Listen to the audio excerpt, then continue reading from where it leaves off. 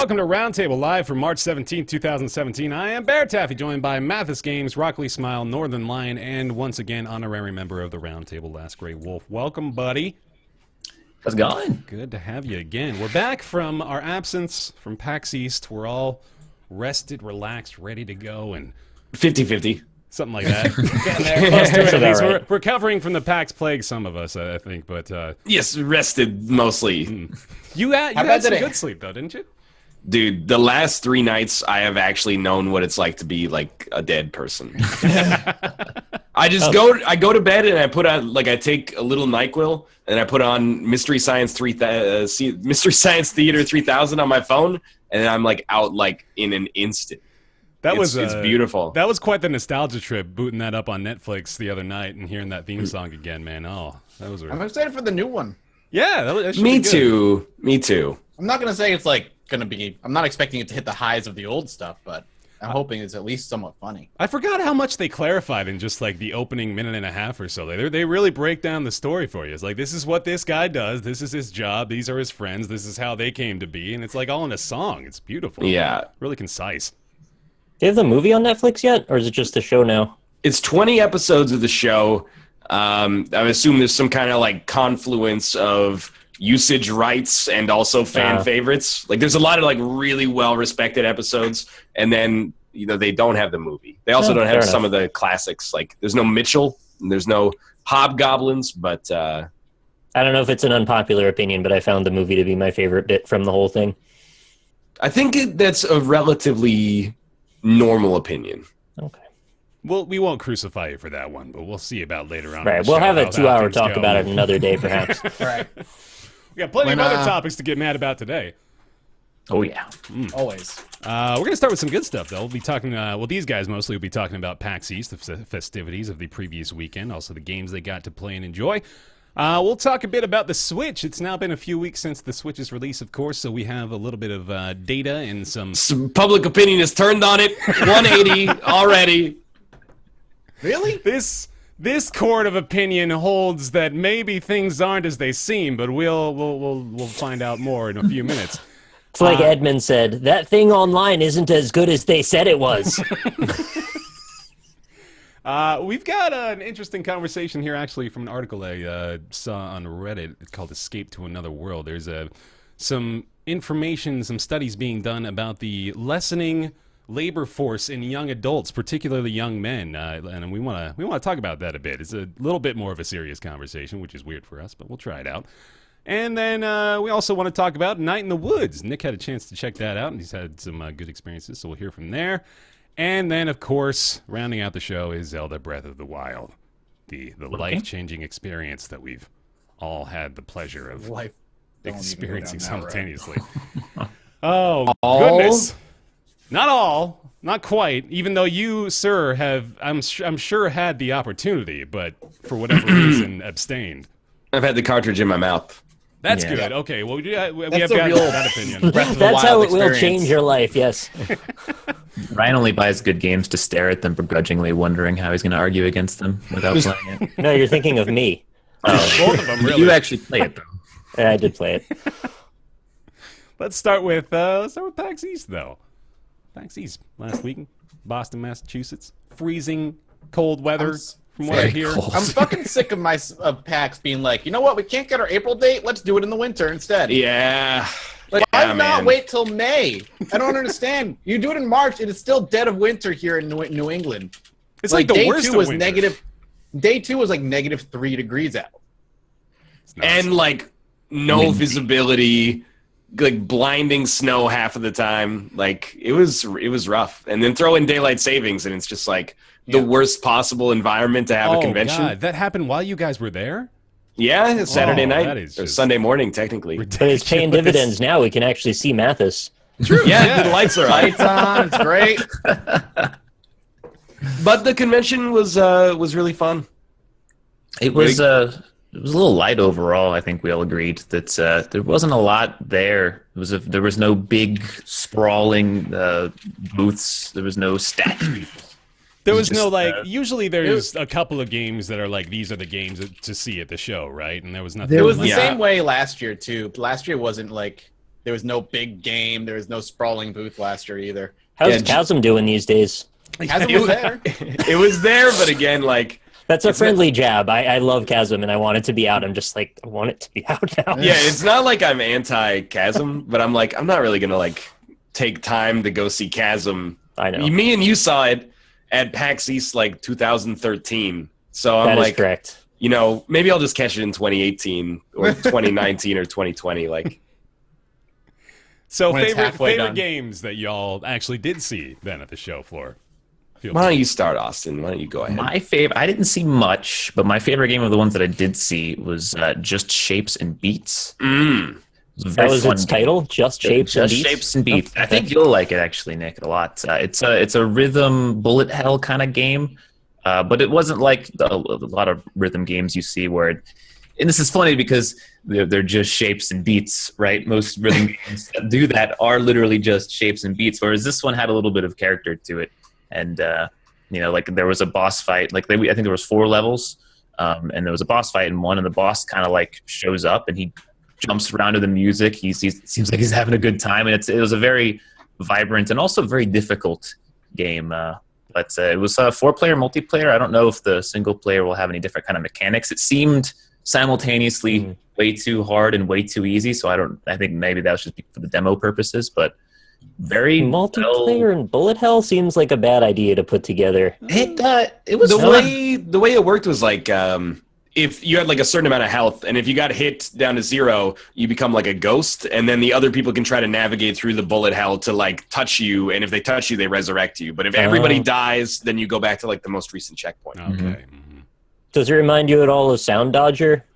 Yeah, it kind of had a little bit of a Sound Dodger feel, but it was much more intense. Like the music was Really? like dubsteppy, like super. I didn't think it could get much more intense. Sound Dodger actually got crazy towards the end. I just like it was in your face. They had like a speaker on the top of the TV that was huge, looked pretty expensive, and it was like it drew a crowd because it was very loud and very fun to look at. Even That's the strategy, I think, especially on the indie scene, man. I remember when Necrodancer had a pretty elaborate setup, and naturally, you know, I think people kind of gravitated toward it just because it's good, but also the fact that it had such a big, robust thing going on for it probably. The dance helped pad, out man, quite a bit. grabs that attention. Too. Yeah, definitely. I don't know if it says much about the game, but I think without a doubt it was like the most popular booth at the Indie Mega booth, even though it was a very small and a simple game. That's cool. Drew a crowd. Mm-hmm. I had fun playing it. Sweet. I played. I'm gonna go through a few quickly. Sure. We played Nidhogg 2 when we got to the show floor on Friday, and I'm pretty pro Nidhogg, but I played it and I was like, this is Nidhogg. Like I don't know what I was looking for to like elevate it beyond that, but it was on a map that I was pretty sure existed in Nidhogg 1, like the castle map. And then it was just like the new art style, and the game like it drew a crowd the whole weekend. But I was like, this is drawing a crowd based on the strength of it being Nidhogg, and like it's good 1v1 kind of stuff. But it didn't really feel transformative versus the first one, except that the art style was different. From what people were saying, it sounds like it could have just been like a skin DLC. It sort of felt like it was, you know, you'd go into the options menu and then just go like palette, switch to claymation or whatever, and then yeah. It seemed like the first one was a D-res of the second one. Like it was, they're trying to go backward, and you know, I don't mean to be a dick, but Nidhogg. I hate the art style. They Yeah, changed it I to. fucking It's so despise bad. it. It's so ugly. It does look grotesque, but I deliberately use that word because it's like it could be bad or it could be good, I guess. It's subjective. I personally feel like that's like a sense that I lack. Like when I look at it, I'm like, this is ugly, but I don't necessarily think it looks bad. And in motion, it kind of looked like, you know, some bump in the night sort of style aesthetic that I was kind of okay with. But it's mostly like, you know, if Nidhogg 2 comes out and it's this and the online works, then that's fine. Like I'll get over it. You keep talking. Sounds like somebody's coming in through my front door. All right. Cool. Well, Hey, you know, I kind of want to see how this is going to go. Yeah, wait a minute. No, the podcast can hold off a second while we determine whether or not Mathis is being robbed right now. I've got 9-1 on my phone right now, just in case. Will that work in Canada? Yeah, what is that a that Canadian dial number? in Canada? 9-1 doesn't dial anything. I'm glad we all had that exact thought like simultaneously. That was great. Excuse me, this is internal affairs at GameStop. How's it going, man? Noisy as fuck hallway people just walking up and down the thing. Nice. Slamming doors, so it's like the shaking of my walls. It sounds like my door's I opening. hate those hallway people. Nazy You gotta as set fuck. traps. We were those hallway people, but straight up, probably the game of the show for me was Dunk Lords, which we talked about on the NLSS. But it's basically a 2v2 NBA Jam made by Andy Hull, who is the programmer for Spelunky from the Xbox Live Arcade and PC versions. And it's basically like, the way that it works is it's NBA Jam, but the characters all have different special abilities, and the courts are all dynamic. So you can sink a basket from like a little power-up point on the floor, and you can get money. You'll use that money in between quarters to buy special upgrades, like, you know, some of the ones that we saw were like your speed boost charges faster, or dunks are now worth 3 points instead of 2, and stuff like that. So and you can also get like energy from landing baskets from specific points on the floor. So you would do things like, you know, sink a basket, and then your enemies come running in the other direction. You unlock your special power, which is you put like beehives on the enemies' heads that reverses their controls. Then you just run up to them and uppercut them, and then steal the basket and then score, and then try to chain that together forever. It's so a combo of Blitz and NBA Jam. Exactly correct. That's and cool. it was really fun. We queued for it twice. The one thing is that he said he's not planning on having online multiplayer right now, but Fox leaned on him. He was like, you know, you should. Good for him. You should make it with online multiplayer. Oh, yeah. And the reaction I kind of got was like, yeah, no kidding. But, you know, like, why didn't I think of that? But he said, like, you know, it's possible because the game is probably going to be on PS4 and PC. It's possible that Sony has, like, teams that can look at the game and be like, yeah, we can, like, do contract work and get networking working into this before it comes out, which would be really cool. Because I think this actually has the potential. It doesn't seem to me like it could explode like Rocket League. Like, it doesn't seem like it could be the next huge game. But certainly, like, this is on the level of, like, you know, Lethal League, or maybe even, like, a little bit more robust than that. So, yeah, that's Dunk Lords. Dunk Lords is cool. I feel like you just told me that one of my favorite musicians was releasing a solo project that I had no idea existed. Like, oh shit, the Spelunky programmer is making Dunk Lords. That's fucking awesome. I'm very excited about that. It's like, here's a 5-minute story, but at the end it's all redacted. Never mind. No online. Yeah. I hope. I mean, that's the thing. Everyone's like, it's not going to be a big hit if it doesn't have online. That is true. I mean, sincerely. Well, yeah, if it doesn't get online, I immediately just won't play it. It'll be like a niche hit at best, probably. But it's a shame because it's a great game, but it has the potential to be elevated beyond that if it gets online. So I'm like, you know, you should really do it. Like, even if it adds it might add 2 years to the development process or something, but it actually is like, it's so, I'm asking you to give up 2 years of your life to do it, or find a way, but it is worth it, I think. Like, you the I look change at it, you want to see and make the middleware.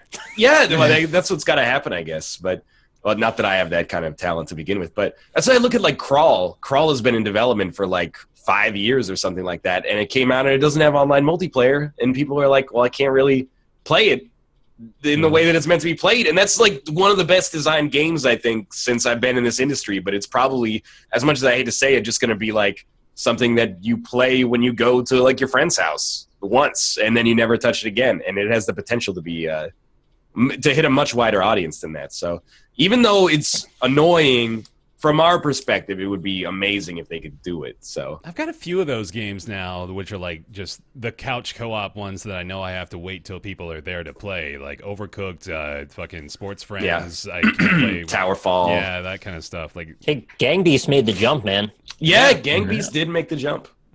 Very slowly, but surely. But they did. Still getting there. They made the jump like a Gang Beast character, you know, just kind of flopped over until they eventually landed. I mean, hell, maybe someone can develop some software that just emulates the technology. Oh wait, that's already been done. Yeah. I mean, we're really shitheads because like to use it. it works, but we're like, nah, I'm not gonna do that. Just make it work in your game instead. Right.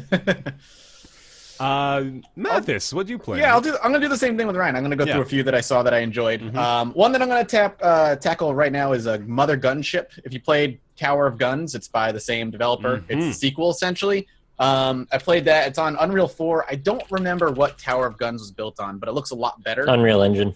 Yeah, the same 3. thing. It looks it looks a lot better than Tower of Guns does. I don't know what they are doing that's really separating it drastically from Tower of Guns outside of the game. Gun customization. Yeah, the gun customization is big, and the gun and the way he was talking about the way enemies drop items is different now, so that like it's a lot more reactive and fast instead of you having like a long tail of items following you. It's pretty instant, he said. But yeah, the thing that got me is the way the levels are built. It's very Isaac. You go into a room, and then there's a bunch of different rooms you can go to, and each door will have like a symbol on it to indicate what's possibly going to be in that room. So one of the doors might have a bunch of up arrows indicating that the next room is going to have a bunch of bouncy pads to fight enemies on, and some might not. And then you go into a shop and you can buy gun attachments, and there's a crafting table, and your gun is modular, so you can add these cool things onto your guns. My gun, for instance, I found a couple really powerful add-ons. So I slapped on 2 extra barrels onto my gun, so it was firing like 3 things, and it was like 2-shotting enemies. But the trade-off was it was draining the energy of my gun very, very quickly. It was just fun. If you like Tower of Guns, I think Mother Gunship is going to be that, but 100 times better, and a lot of fun. I saw that at PAX. I didn't play it, but I would have if I had made the connection that was like basically Tower of Guns 2. Yeah. Yep, that's what it is, Tower of Guns 2. And he brought on the guy to help him develop it, who helped him port it from PC to console. So they're working together for the sequel completely. Good shit. I went to Tiny Build. Tiny Build is like the kings of taking an idea, putting their skin on it, and then like it's either pretty good or really bad. And the thing that I saw was Graveyard Keeper, and it is Stardew Valley, but you take care of a graveyard instead. Yeah, okay. Yeah, kind of fun actually. I like that. It looked good graphically. It was really pretty, and I'm excited for it. But it's Tiny Build, and that they're like, this idea is great. Let's do it our way, and that's what they did.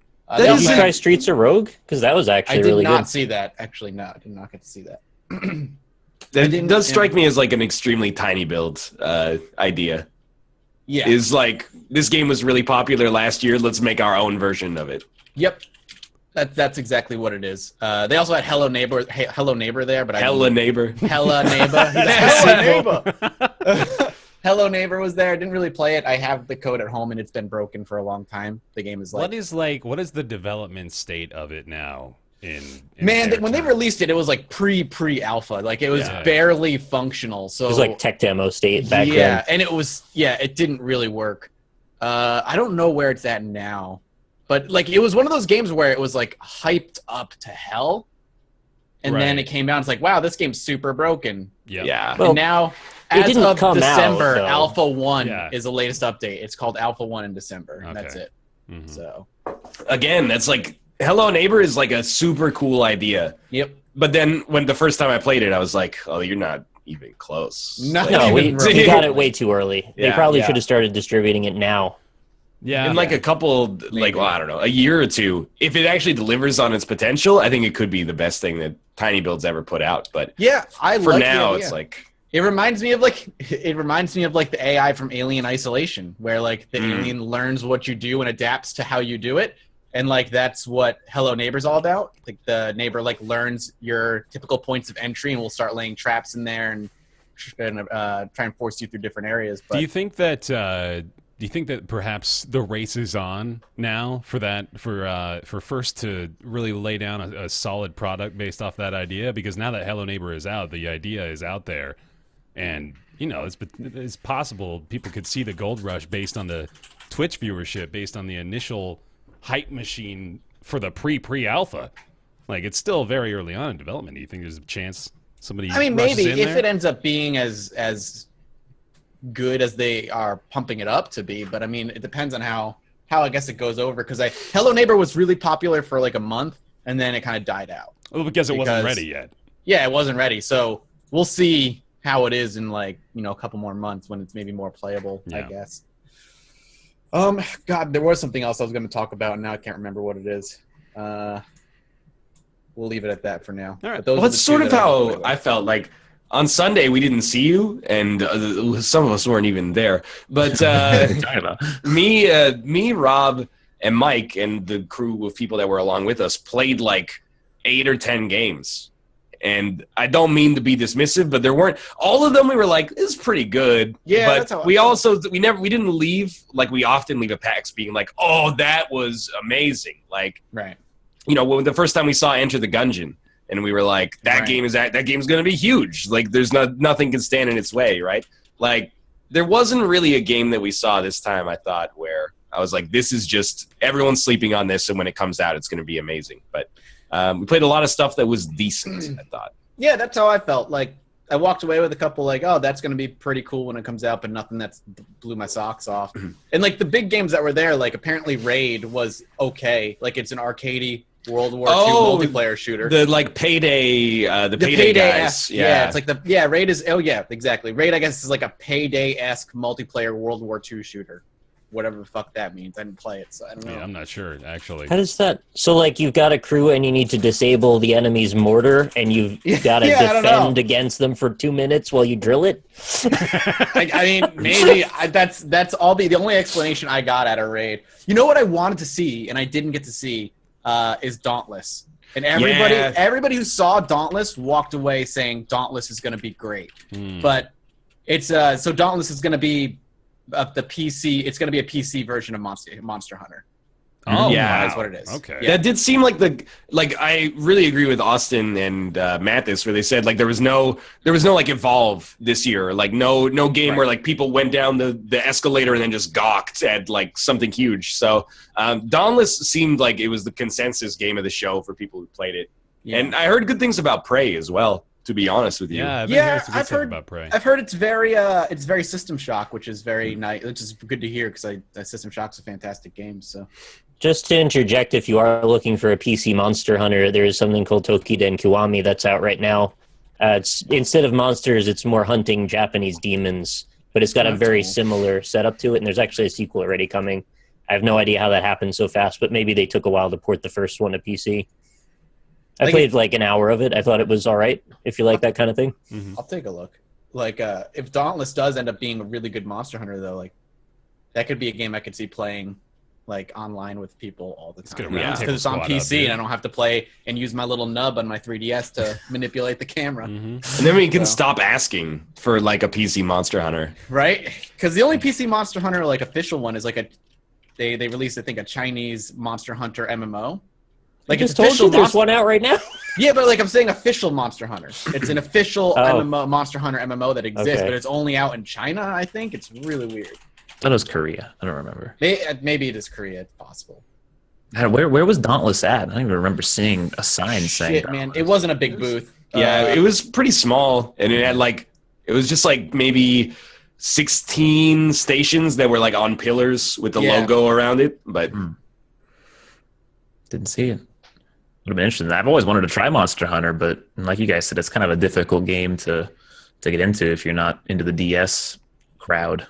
Yeah, actually. Yeah, and then you come out with it on PC, and they go, "You don't understand. The Japanese market doesn't support PC games as much as the West, and there's a long tradition of these collector style." And you're like, "Okay, I get it. Like, just come out with one on PC, and we'll see what happens." Right? Give it a shot. Sweet. Did you guys do anything fun in Boston? Did you do anything cool? There's some karaoke videos flying around out there today. If you want to see that, that was a fun time. I went to like the Union Oyster House. It's like the oldest operating restaurant, or whatever. Oh, the lady. So I asked for the sea bass, and she looked at us. You know that's an endangered species, Mathis. Okay, I'm sorry. That was the catch of the day, man. Oh wow, that's on serious. That was it was on sale. It was the daily special. But she looks at me and she goes, "Okay, the sea bass." And I was like, "No." And the whole table, like we all looked at each other, like, "Are you all right?" Whatever. And I was like, "Yeah, that's fine. We'll do I'll do that." And she goes, "Okay, one sea bass." And she said it again. And everybody's just like. Did she look at you like she was punking you? Was she trying to do the meow game? No. Okay, so then the best part is, so she walks away, and then Krendor opened his phone. He's like, "We got to find out if that's right." Like he checks it. He's like, "Maybe we've been saying it wrong the whole time." So he looks it up, and then he plays the thing on his phone. He's like, "No, it's sea bass." Like, no, we're right. And then she comes back, and she's like, "Okay, you have the encrusted haddock," and I was like, it's fine. I'll take the haddock. I didn't even get it. Like, did she do the Boston thing where she didn't write it down? She just kept it in her head? No, I swear she was writing it down from my memory, but that's even worse. Yeah, so it was funny. And then somebody else we were with didn't even get he didn't get his like 6 oysters. Like it was not a great experience. But the cornbread was good. every single one of these stories just strengthens the discussion that we had on the NLSS about the service in Boston being inexplicably terrible. Is it? Yeah, it's surprising. What's so bad about it?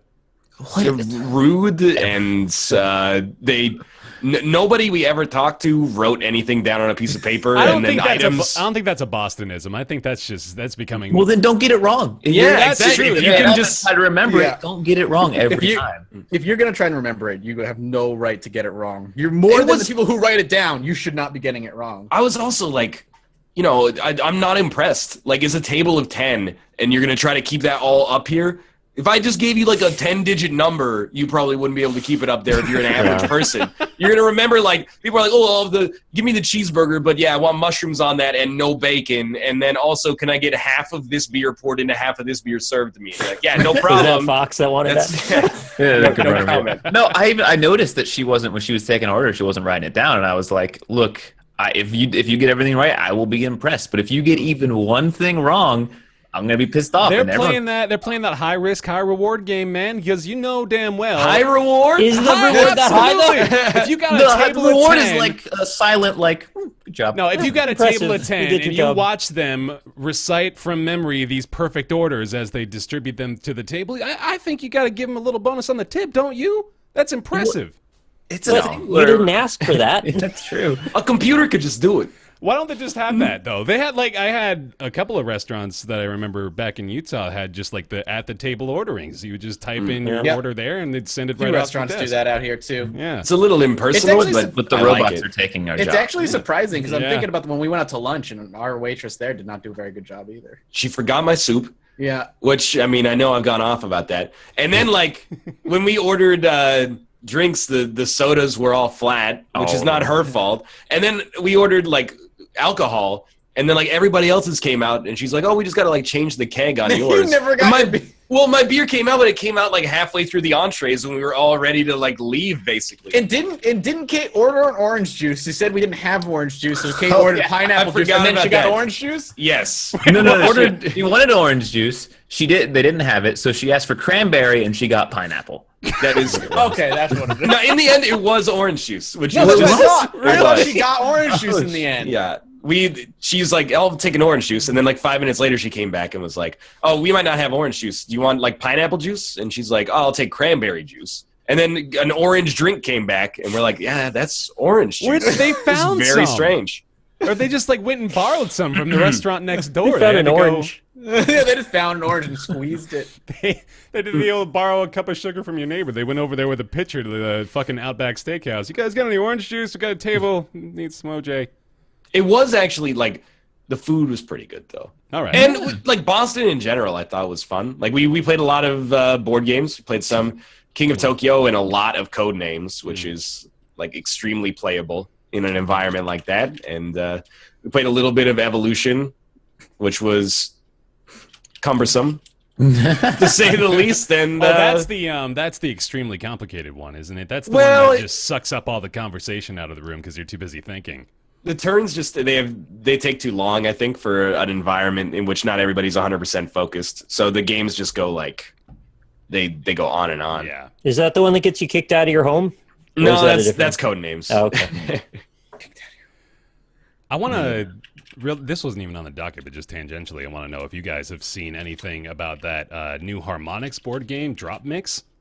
Harmonix board game? I've not heard of this. I know. My interest was piqued as well. But yes, Harmonix is making a board game called Drop Mix that looks awesome. It looks like it's out of a...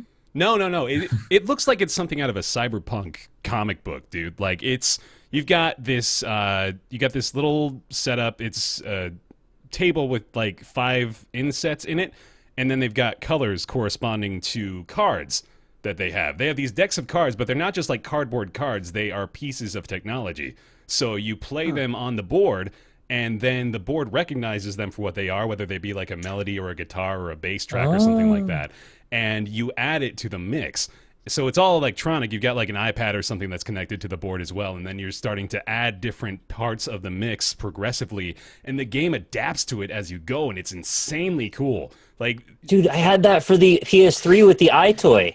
Oh, they you had did? a little mat, and you'd put the monsters down, and it would be like, "You've activated," and then That's the thing would awesome. come out of the car. No, that game sucked, actually. Man, good. But no, this one, like, it's actually insanely impressive how well they mix together. Like, I don't know if you guys saw it, but like a little while back, I linked this website that you could line up 2 songs and mix them together, and it made like a really impressive mix. But that was just like a really overly well done template for somebody that had just made a bunch of mixes and then basically is just playing MP3 files, right? Like, or at least that's how it was explained to me. For this, how are they doing this? Like, it's blowing my mind. They have all these different variables, and they've got all these different mixes for vocals and guitar and bass and drums, and they all sound really good, or at least the ones I heard sound awesome. So I'm really looking forward to that. Yeah, I want to see that. Sounds cool. Link me up with that.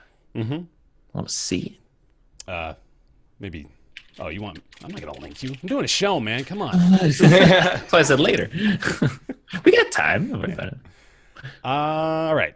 So that's PAX East 2017. Sounds like that's a little disappointing, actually. That it doesn't really sound like there's a really big, strong showing coming from East this year. It's so weird because I feel like I played a lot of things, but I don't remember any of them. Yeah. Well, straight up on the last day, we like Sundays are usually pretty dead, so we would just like walk around booth to booth, and if anything had multiplayer, we would just line up for like 2 minutes and play it. And we like some of the stuff was good, but there was definitely not anything we played where we're like, I haven't heard of this, and now we're gonna play it on the show. Yeah. There's stuff that was like, it could make it onto the show.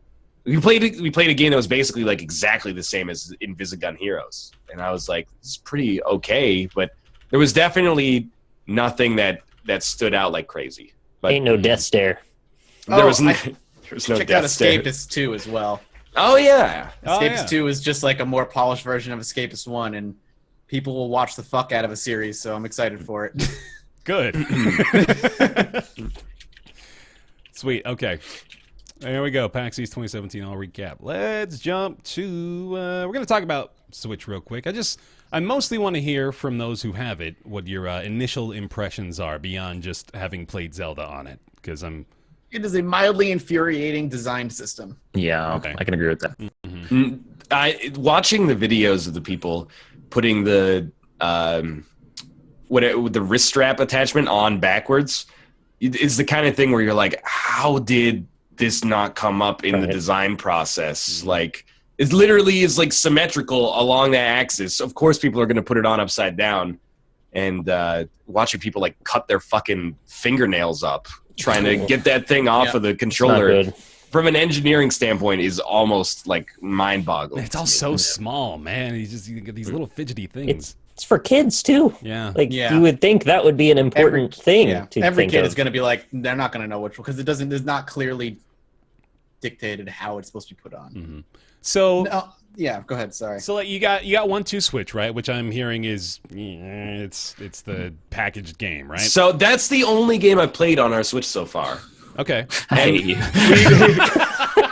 Caden and I played we played every game in the collection except for the one where you like rock a baby to sleep, because that was like too real.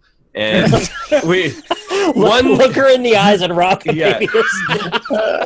I think 1-2 Switch is like about 8% as good as Wii Sports. Like, that game is actually pretty bad. The first time you play through the games, some of them you're like, this is kind of fun. Like the one where you try to see how many marbles are in the box, you're like, hey, it's kind of cool. And the ones where you I'm trying to think of what it is. Like the lock picking one. I don't know if any of you guys have played it, but there's one where you like rotate your Joy-Con and then it vibrates at like a specific angle, and then you're trying to crack a safe basically by That doing one that 3 looked times like in a it row. could be maybe worth playing a few times. That's as good as it gets in 1-2 Switch, is that you have mini games that are like, this is worth playing twice. And then after that, it's just not worth doing anymore. And then so many of them are just variants of the same thing. Like, so many of them are like, dance, and then they give you a rating based on your enthusiasm. And I'm like, I was more enthusiastic than my opponent, but you're not interpreting it properly through like the gyroscopes and accelerometers or whatever the heck is inside of that Joy-Con. Sure. So that game is vibration. Yeah, HD but rumble. That game is not worth buying, in my opinion, unless you're as stupid as I am. It was full price too, or was it 40? It's 60, I think. Oh, it's 60. I thought it was 50. That's Well, crazy. in Canada, I guess it's. I'm gonna Google That it. should have been a free pack-in game. It would have been an okay pack-in. Like that's the It wouldn't level have where been it's a at. good pack. Yeah, like people when they played Nintendo Land were like, It's 50 in the US. okay. They're like, Nintendo Land is not great, but it has some okay stuff going on in there that is a proof of concept for the Wii U. This is like 1/3 as good as Nintendo Land. Like there's no reason to boot it up a second time. They should just rebrand it as a WarioWare title. See, if they had done that and then they'd structured it in the way that the games were like 5 seconds long instead of 2 minutes, that's my other problem with it is like, you have like a game where you both put your Joy-Cons on the table, like so, and then you have to like answer the phone when you hear the tone that matches what it's supposed to be. The introduction they give you is like 45 seconds long every time for a game that has one mechanic where you just pick up a phone. It goes like, hey, everybody, look each other in the eye, put your phones on the table. And then the circle comes up and it's like, okay, you put your phone on the table. Now listen for this sound, and then it'll play like a different sound. Don't pick up the phone when another sound plays or you'll get an X. And you're like, I know! This is like my 8th time doing this. And anyway, that game, it runs out of momentum way too fast. Yeah. It's not even worth like booting up in a party. You would just watch TV or something instead, like in my opinion. All right, man. Tell us how you really feel. Shit. I have some things I want to say about the Switch. Yeah, go for it. Some positive and negatives. First off, like I got to go back on what I said however many shows ago when the Switch was, first announced. Like there's the controller. It is really small. Oh, it's so tiny. Dude. Having it to compare to your hands is like, what? I thought it was like twice as Holy big as that. shit. I mean, you're going to be surprised though. It's comfortable. It works. Okay, good. I've been playing Zelda on it for 60 plus hours now. That looked like Andre the Giant holding the can of beer, dude. That was fucking nuts. And I got big hands, so I can comment on it. But obviously, a Pro controller or an Xbox controller is going to be better. It's suited for people with normal size hands. But I can't be mad at it. Like it works. For what it tries to do, it works. So no discomfort? I guess. No, not at all. Zero. Wow. And you said an Xbox controller would be better. Did you mean I could link it up via Bluetooth to my Switch? I wish. No, I just mean like any kind of regular Pro controller is going to be. You got me kind of excited because I'm in love with the Xbox controller. I mean, you're still going to. I mean, you don't have to spend $70. Like I thought I was going to have to buy one, but I was like, I'll give this one a chance, and it works. Quick power poll. Let me do this tangentially here while we're on the subject. I'm of the opinion the 360 controller is the best. Am I alone in that? Yeah. 360 wired for life. Okay, Yeah. Cool. 100%. Glad we're on So the the only same thing we have like same. 100% consensus. Yeah, is like, it's weird. My platonic ideal for a controller is a USB wired 360 controller. It's right here. Perfect. I really don't want anything better Just except do a better this D-pad. forever. This That's is what the perfect. Pro controller is basically. It's just that. Yep. I have like a handful of just design problems with the Switch. Oh yeah, in no, I general. wasn't done. Like, Oh yeah, all right. that's then. the only good part. Sorry, yeah, go ahead. So you take them off. I'll give you a demonstration. Like you remember the video where the guy like he docks his Switch, he goes like shh, and then pops the controllers off like that. You're not fucking doing that. That's never going to work in a million years. You have to like surgically insert your finger on this button here and be like, okay, there we go. And when your Switch is docked and you're like, I don't want to scratch this. You're sitting there like a fucking doctor, like, okay, just come on, just. It like takes you're playing Operation. the controller's off. It's so like because if you pull it too hard and you don't have the button held down, like your life The depends whole on Switch it. is coming up. The whole Switch comes up, and you're like, well, there's another chance of me scratching that. So every morning when I get to bed, after charging the controllers, I spend like 2 minutes very carefully taking the controllers off. And even then, the thing still like rocks back and forth. I'm sure it's scratched, but yeah, it's just like not even close to what they said you would be able to do. So the ideal then would be to never take the Joy-Cons off the sides and have a Pro controller and just Pretty use much, yeah. Yeah. How's the? Have you taken it on the go at all? Anyone?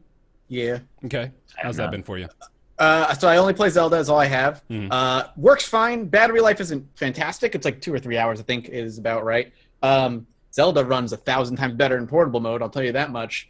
I've not seen any frame drops in portable mode whatsoever. It runs at 30 consistently in portable, but once it's on the TV, it does not. We'll talk about that in a little bit. Yeah. But portables, it works fine. Like it works as advertised. You pop it up and it's immediately from TV to handheld. And if you dock it, it goes right from handheld to TV.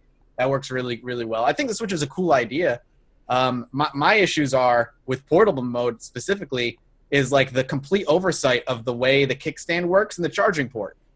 Like, so dumb. It's so stupid. So like you want to pop out like the kickstand so you can put it on a surface, like, but the charging port is directly on the bottom of the Switch. So you can't have it sitting there and also plugged in and charging in a wall. So you have to like, if you want to charge it, you have to have it like on its back, or you have to be holding it, or have it off and not playing it. You can't do it both at the same time. But there's a third-party attachment that you can buy for $10 that'll let you sit it on a table and also charge it to a wall. I think it's just a small little thing that is like such a minor inconvenience, especially for like when traveling. Con season is coming up for me. I'm gonna be doing like 5 or 6 trips over the course of the next 4 or 5 months. I'm gonna be bringing my Switch to all of these things if I have games to play and I'm not done with Zelda at that point. I'd love to be able to sit it down and plug it in on the plane or something and just play, but that's just not there. The other issue I have is the right Joy-Con specifically, because I hate the way the fucking joystick and the buttons are laid out on that thing.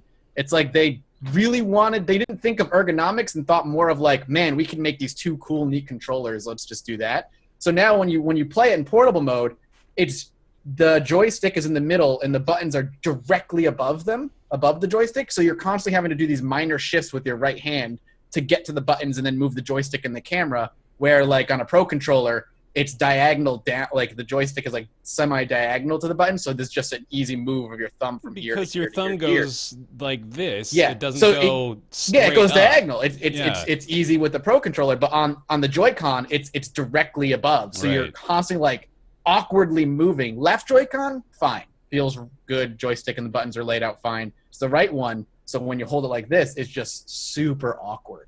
And makes me just want to play with the Pro controller just exclusively, Again. which I do. Again, we'll just Yeah, take notice real quick as we can Perfect. see here. You know, that is so you got your perfect. face Just, again, buttons, you got your joystick. Yeah, If it was I just- love my Microsoft brand 360 controller. Wow. Oh, fuck is Oh, that man. special edition one? Yeah, Yeah, if only the 4 buttons were offset just a little bit, like to the diagonally, but because the Joy-Con is so small and they want them to be able to be taken off, they can't. There's no room for that. So it's just a little uncomfortable, and that's a little frustrating. I also hate the fact that Even you can't this one, save. man. Even this one, they got it. Yeah, Oh, I don't exactly. love Right the here. PS4 controller, but I think it's still good. Mhm. The other thing I hate that you can't save games on the cartridge. All your game saves are on the system. So if your Switch breaks, say goodbye to all your saves. There's no cloud save, nothing. You lose everything you have if your Switch That's breaks. a They bummer, said there actually. might be in the future a system for that, but they I haven't figured it out yet. Hope so, because I think that's dumb. That's a dumb oversight for launch. Yeah, specifically. especially with how like obviously there's a focal point on mobile. So that that really surprises me. Yeah. They don't have the virtual console ready either. They don't have a save system ready. There's like issues with a whole variety of things, scratching screens. It feels to me like this is the beta test. And We're that still there not, will we don't have be any another streaming services iteration. on there either, right? There's no Netflix or anything yet. We're still waiting Not on that. yet. They haven't confirmed they're even gonna have those. Yeah. I think like their idea of like not allowing you to have like save games on your cartridge is Nintendo has this fucking fear of homebrewing more than like any company ever. They're so afraid their system's because gonna everyone get hacked. homebrews every Nintendo console. Yeah, like, exactly. So like they're just What would like, their well, premise fuck for you, that over. be? What, I don't know why they would think that. Yeah, it's frustrating. It's like I think the system is a really cool idea, and the concept it works. Like as advertised for the most part, but there's so many little things about the system that I'm just like, the fuck, come on. So it's an interesting system. Mm-hmm. I'll wait for the 2.0 version, the XL or whatever they're going to call it. The new Switch 3D XL, it's going to be... It'll probably be the better version, no doubt. Well, despite all that... Sorry, go ahead. Yeah, we bought Snipper Clips as well. Oh, Snipper yeah, Clips is dude, awesome. tell me about that. Yeah, we haven't played it yet, but we probably will. Mathis, did you play Glad it? you brought it up, Ryan. Well, I'm just saying, like, there is one other game that, there's Snipper Clips, and then there's that F-Zero game. Hey, we got to switch. So which game should we play? How about the worst one of the 3 that we bought? Well, it was the one that is the proof of concept for the controller functionality. So I was like, I'll give it a shot. Plus, I have a tendency, I think I know my own bias to like games that are like microscopic in terms of their scope. Or Zelda, I'm like, I can't just play half an hour of Zelda. I'm just going to hear though, actually. It's going to be the title screen, and then like the Great Deku Tree is going to be like, hey, Zelda's gone, go get her. And okay, time to stop. There's like no tutorial in Zelda at all. They're just the whole first area is a tutorial, technically. Yeah, but it's like such an open, like do it as you want tutorial. We'll talk about that in a minute. Yeah. But yeah, so Mathis, have you played Snipper Clips then? I have played Snipper Clips, and it is great. Mm-hmm. I played it at E3 actually, so I didn't play it at home, but I played it at E3. And was it E3? No, PAX I South. don't think so. Played it I at think PAX South. Again. Yeah, PAX South. It was you would have PAX South. told us. This guy's been holding out on us. No, played it at PAX South. Snipper Clips is great. I think it's only $20. I think it's downloadable only. There's no physical copy. 100% worth picking up if you have somebody to play it with. Like it's a puzzle game where you are both playing pieces of construction paper, and there's like each level has a goal. Like maybe sometimes it's like get the basketball into the basketball hoop on the other side, Right. and you can hover over each other and snip each other into shapes. So you like try and snip your friend into like a hoop shape, and he can rotate, and then you go press a button, and the ball will fall into his hoop shape, and he carries it over, and he tilts and dumps it into the basket. It's like micro puzzles like that, and it's all about just sometimes you have to fit in a particular shape on the screen, so you have to cut each other and then come together to fit that shape. Just things like that. It's really cool. Sweet. Well, despite the issues, the Nintendo Switch is selling a lot of units. Just the most recent numbers here, looks like they're planning on doubling production, actually, going from 8 to 16 million units to be shipped within the next year or so. You mean 8 to 16 units, I think is what you meant to say. Going from 8 to 16 million units. Not just 8 to 16. 8 to 16 units. Okay, sorry. To put that number in perspective, Nintendo only sold 13.5 Wii U units, not million, only 13 and a half. Yeah. Okay. In that 4-year console's 4-year run. So they're doing pretty good. Looking like the Switch is gonna make Nintendo some money. Good for Do you them. think it's Unbelievable. because the Switch is a better proposition, like it's got better form factor, or people like the Joy-Con aspect, or do you think it's because it just shipped with Zelda? Like Probably Zelda. Zelda. That's- Yeah. I was like, man, the Wii U, in hindsight, is a horrible gimmick. But if you actually go back to like 5 years ago, people were like in exactly the same boat I feel that they're in with the Switch right now, where they're like, we don't really understand how this is going to pan out, but we're going to like take a wait and see attitude. Well, the Wii Then- U is like an alpha version of the Switch. But they're It's like, almost portable. Which is a beta version of it. Kinda is, now we're in the honestly. beta. Now we're in the beta. I think it just shows like, because for me, I think it's Zelda as well. It just shows you how much like momentum actually matters when launching a product like this. Because I remember the Wii U came out and you're like, okay, we got Nintendo Land. Yeah, And- like what was the big launch title? It was probably like new Super Mario. It was Bros., Nintendo right? Land and New Super Mario Brothers U, Yeah. which was not even like, that was just okay. That game was not that good. And then What it was took like 8 months, and like New Super Mario World or Super Mario 3D World came out, and that was Right. good. And then Yeah, Mario that's Kart good. 8 came out, and that was great. But like things just came out so slowly that I really felt like my perception was people were like, we're gonna wait on the Wii U until it's got like 8 titles worth buying, and that took like 3 The whole years. cycle. Yeah, exactly. They had like I'm just looking at their launch lineup now for the Wii U. They had probably a dozen sports games. They had a couple of Call of Duties. Like It's Zombie also- U was the Oh yeah, the other Zombie one. U. Right, I forgot yeah. of that. It's Bayonetta also was like 8 months after, or was that a year and 8 months?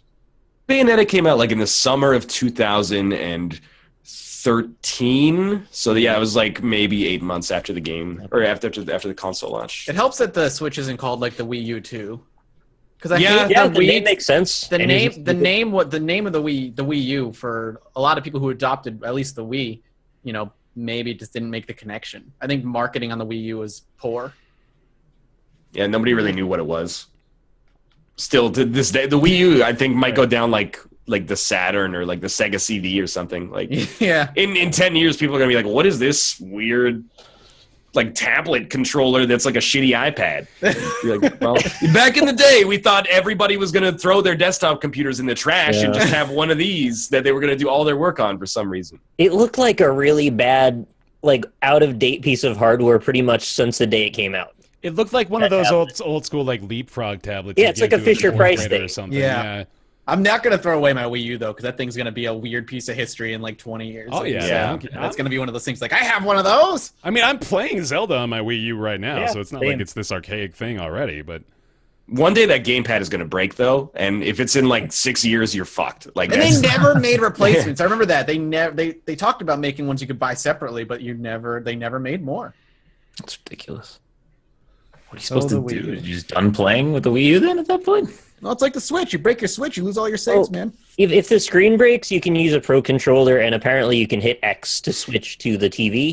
yeah. And then you can play Switch. it as long as you know the secret code of hitting X. You can play your games without the tablet until you get to a gyroscope puzzle in Zelda, and then you're fucked. those aren't. You don't have to do the gyroscope stuff, do you? Or There is are it- certain shrines that require a gyroscope, and you can't do them without the tablet. I did not know that. But Wait, on the no, the Switch, Pro Controller it's got has. it in. Oh, I was gonna say the Pro Controller has for the Switch. For the Switch, not for the Gyroscope, Wii U. but not for the Wii U, Wii U. yeah. Yeah, you're correct. You're correct. Huh. All right.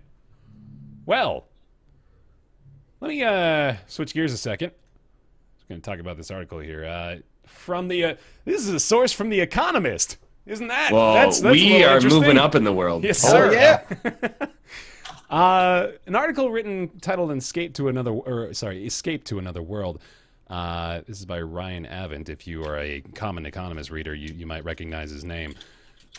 He is going into detail here. It's sort of doing a biography of a couple of folks who have very involved gaming lives. For example, one person is a Destiny player, probably spends around 8 hours a day in the game, and they also run a group called Dads of Destiny, I think is what it's called, and it's kind of this community thing.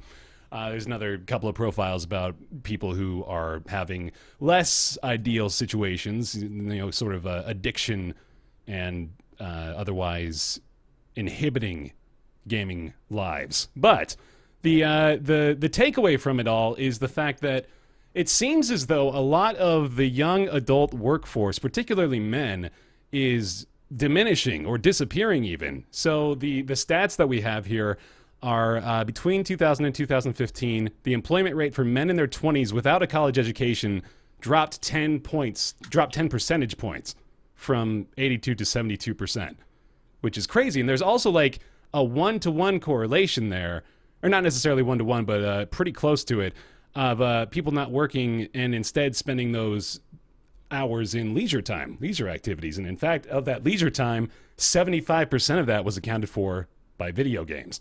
So hopefully we're still following along here. I know that was a lot of exposition to start this conversation off with, but I kind of just want to get your general takes on how how people are being affected by the fact that games are getting so good that they don't want to stop playing anymore. In fact, a lot of people, when we have the data now to back it up, a lot of people are kind of choosing to just not work and instead just play games.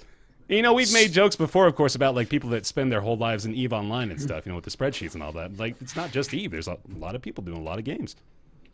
The way I kind of took this article was almost like inverted from the point that they were trying to make. I think it was well written, actually. Yeah, I did too. But they were like, they put forward the possibility that maybe people, particularly young men, are like opting out in the workforce instead to kind of like be underemployed chronically and spend most of their time playing video games or engaging in leisure instead.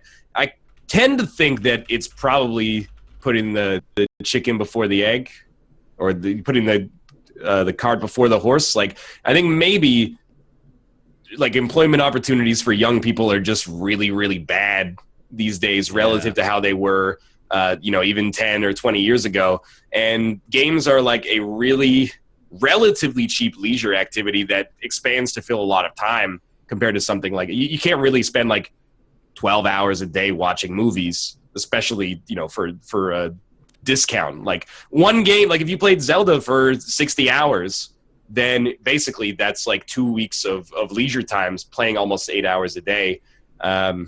Versus, if you did that with movies, it'd be more expensive, I guess is what I'm trying to say. But I think it's more like these people are not finding employment as easily because of the fact that opportunities are lowered and people are staying in their jobs forever because of, modern medicine and the fact that they don't have the money to retire. And then the writer is like, hey, how do you feel about this? And they're all going, well, like I'm pretty for it. And I think that's because they don't want to answer to the writer's face like, yeah, it sucks. Like, I'd much rather have a career that like has I'd like to be making momentum. money or something like that. Basically, the writer has no other way to ask the question than this. But the question's implication is like, are you happy with where your life is at, or do you feel like you're wasting your life? And it takes a lot of gumption to be like, yeah, I feel like I'm wasting my life right now. So I think that they're answering in a way that makes them feel like they're a little bit better about it as well. So sure, yeah, I think you're hammering a separate point there too, which is that the job market for them is probably not existent sometimes, and this is an entirely different train of thought. So I don't want to go too far down it, but it is entirely true that, like in 20 or 30 years, there's going to be a lot less jobs at the entry level because automation is going to start taking things away. So I think this is just a trend that's going to continue. And it does get me wondering, like, yeah, you say that of course you got to, when you're talking to somebody in an interview, you got to tell them, yeah, things are looking up for me. I'm feeling okay. But I do wonder if they feel okay with it. I wonder if there may be folks who are just sort of keen to sit down, lock into this alternate world that, there's a line near the end of the article that says something to the effect of they feel that the game they're playing is less rigged than the outside world around them, right? So they kind of get this permanent escape, more or less. And it's crazy to consider that, it's maybe sustainable and viable to a certain extent for quite some time for some folks. I could jump in if you don't mind me getting kind of real. I mean, I had firsthand experience with pretty much this exact situation. So go back to 2009. I finished college. I got a bachelor's degree for graphic design, and that was my intent. That was going to be my plan. I'm going to figure out a way to get a job in that, and it's going to be fine. Mm-hmm. At the time, I was married, and I was working full-time at GameStop, and I was trying to make as much money as I could to keep a savings and to pay for her immigration stuff, because that was a whole thing as well. And I was just trying to keep us afloat as best as possible, hoping that things were getting better eventually. But I was kind of feeling like, all right, I've got to eventually jump out of GameStop or I'm going to just die inside, because I was miserable there. It was way too much frustration for the amount of money I was getting paid, and things were just going downhill really fast. So I had to get out. I decided, all right, this is going to be it. I'm going to make my stand. I'm going to go find a job in graphic design. So I quit GameStop without knowing where I was going. And I said, all right, this is going to motivate me because I'm going to have no backup plan. I got to actually do this now. I had some savings, of course. So I thought I found a job working at a studio, doing some web design work for someone. Turns out wasn't legit, and he stopped paying me after a while. And I thought I was moving to another place. I thought my whole life had been uprooted and changed and we were going forward. Ended up not being the case, and I was kind of left incredibly depressed after that because I didn't feel like anybody wanted me. I started applying to jobs at retail. Nobody would hire me. I couldn't get a job doing just cashier work at Best Buy. I couldn't get a job building computers there. I couldn't get a job doing anything. Couldn't get a job doing data management or data entry, rather. So that was a spiral for me that started to get really out of control after about a year of not being able to find a job. And I started getting really addicted to World of Warcraft, and that ended up taking up almost all of my time. And then that also ended up going to my wife at the time. She also got really addicted because the two of us were really miserable. Like, we just didn't know where we were going. So that mentality it was an escapism from depression. It was a place where you felt like, yeah, you understand the rules. This is how you succeed in this. Yeah. And you can at least feel like you're getting somewhere when life feels like it's completely stagnant. And it did help me in a way to feel like I was getting something done, even if it wasn't anything practical. At least gave me that feeling of like pseudo self-esteem. Like I can be someone in this environment. Exactly. Yeah. I mean, like, I'm not to jump on that same bandwagon, but I mean, I feel like I've a similar situation with World of Warcraft for me was like the one place for a long time where I felt valuable to people. Like they would raid and I was like their number one warlock DPS, and that was like value to me. We're in a time where, you know, I had to drop out of college to take care of family, and all I had was my restaurant work, and it was back and forth. Video games is that, you know, when you have downtime, you can just disappear for a while. And yeah, it's similar. I know exactly where you're coming from. Thankfully, I lucked out and ended up doing this YouTube thing, and now I'm here. Otherwise, I'd be totally screwed. There's kind of a take this with a grain of salt that we have to throw into this entire conversation, I guess, considering that, you know, we have a very unique perspective as far as this is concerned. But yeah. And that's why, like, to some extent, when there are other pockets of streamer culture that are like, you know, follow your dreams no matter what. And I'm like, that's a great message. That's very uplifting. But at the same time, like, it's not that easy. Like, if you got like a good job, it's a little bit defeatist to say this, but maybe you should keep your good job, because that's a huge privilege in like this day and age. Like, I hate that you think it's defeatist. I think it's realistic. I think so too. Like, it's almost sad to say because it's very like un-Disney. Like, this is very unidealistic. But I met someone at PAX who was like, you know, probably like a few years younger than me, and they were like, well, originally my dream was to be like a YouTuber, but then after hearing you talk about it, I like went to college and I got my degree in something practical. And I was like, that's great. Wow. Also, you are basically telling me that I killed your dream, which is a little, I mean, that doesn't make me feel great, but it doesn't necessarily make me feel bad. But like, that's good. I think you've made a good decision. And 99 times out of 100, the story is going to be, yeah, like I, you know, followed my dreams and I'm in a worse position now. And 1% of the time, that person's going to break out and do amazing, which is awesome. But it's been interesting. Just a tangential story that's like related to that is Lost Initiative. I brought my friend in to be the DM, and it's been really interesting to watch him like see this aspect, right, and then immediately want to start doing solo stuff. And having members of his family and stuff like chat who know nothing about this side of the thing, telling him to just go for it. And I have to sit here and I have to be the realistic one. And it sucks a lot because I always feel like I'm being, like you said, defeatist towards him. But it's just realistic where I'm like, that's not how this works. I'm like, you need stability because this is one of the most, if not the most volatile industry I've ever been a part of in my life. And to even, you know, running solo off of Lost Initiative, it could be a year or more before you even see partnership on Twitch. Never mind anything else. Diving into this head first and thinking that you got this just because we have a moderately successful like D&D show. When you run solo, it's a whole different story. And not only are you not in the D&D niche anymore, you are now in the biggest competitive market on Twitch, video games. And you think playing Mass Effect Andromeda on day one is going to get you viewers? It's like, you're competing with everybody in the world playing Mass Effect Andromeda as an example on day one, and it sucks. But like to be like you gotta be smart about this. It's not gonna be a thing you can just do now. I will. It sucks, but it's also just realistic. I will constantly tell people that do not do what I did, because I did exactly what we're talking about. I quit a really good job, a really well-paying job, and I did not have stability.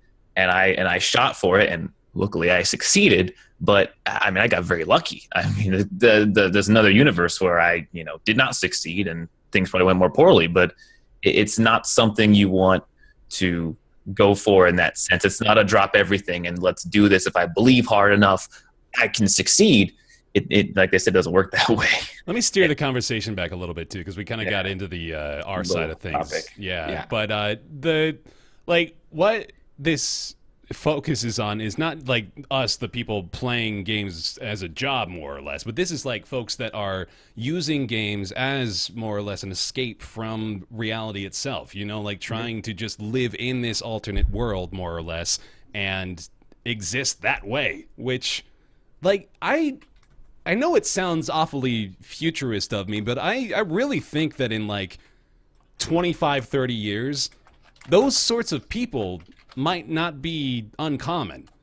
I think that there will be, just sort of like alternate realities, sort of, in a way, where like people are all just sort of enveloped in a gaming experience, like something like EVE Online, but a lot more involved and futuristic than I can even possibly fathom. Like, that does not seem like it's completely out of left field to me anymore at the rate that just games are progressing. And the article kind of makes note of this too, the fact that the correlation between people spending more times with games, over time is due to the fact that they just could continue to get better and better and better.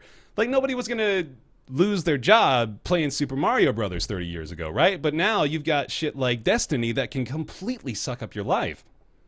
Well, there was that dude who lost his job and wife playing Fallout 4, and I just got to feel that he's looking at the latest Steam reviews thinking that was probably short-sighted.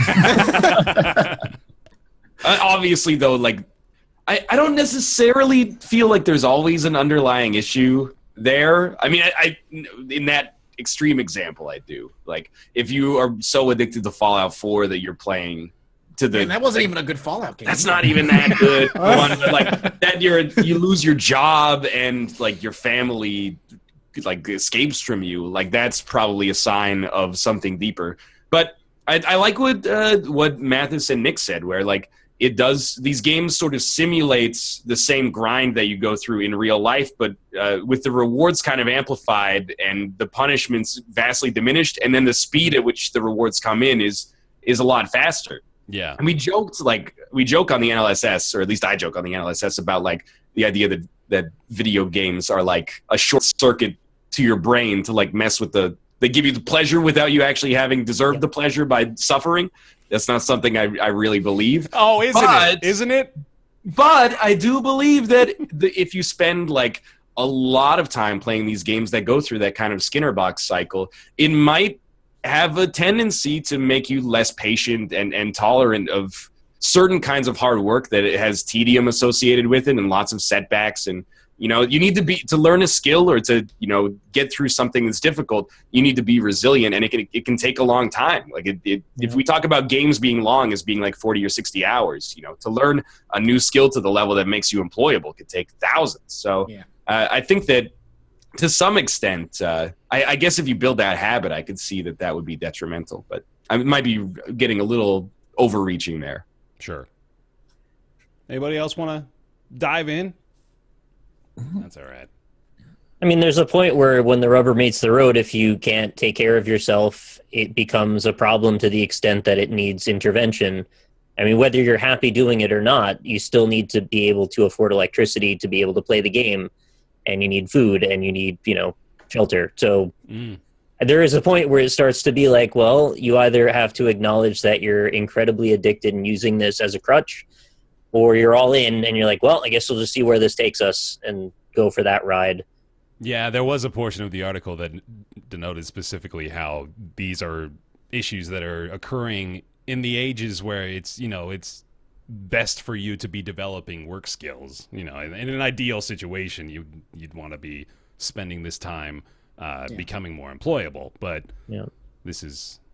I feel it. Like, to be 100% honest, like, if I'm working on like a programming assignment and things are going well, I'm like, this is a video game. And then I hit something that is like, I have to debug it and it might take me an hour or two. I'm like, fuck this. I just want to I want to go eat like a slice of pizza, or I want to go like, I want to put off the negative part and just get some kind of like immediate satisfaction or like dopamine release. So yeah. I understand the same thing, at least for me, applies in video games. When something's frustrating, you're like, I don't want to deal with this. I'll just do something else. So I'm not saying I think that's innate human nature. And I don't think that any of this falls on game developers. Like, I don't think game developers are manipulating people to be weaker and like more dependent on rapid pleasure-seeking behavior or anything like that. But I do think that it can sort of feed into it the same way that, junk food feeds into a compulsion to make yourself feel better by eating stuff that tastes good but is ultimately long-term kind of bad for you. And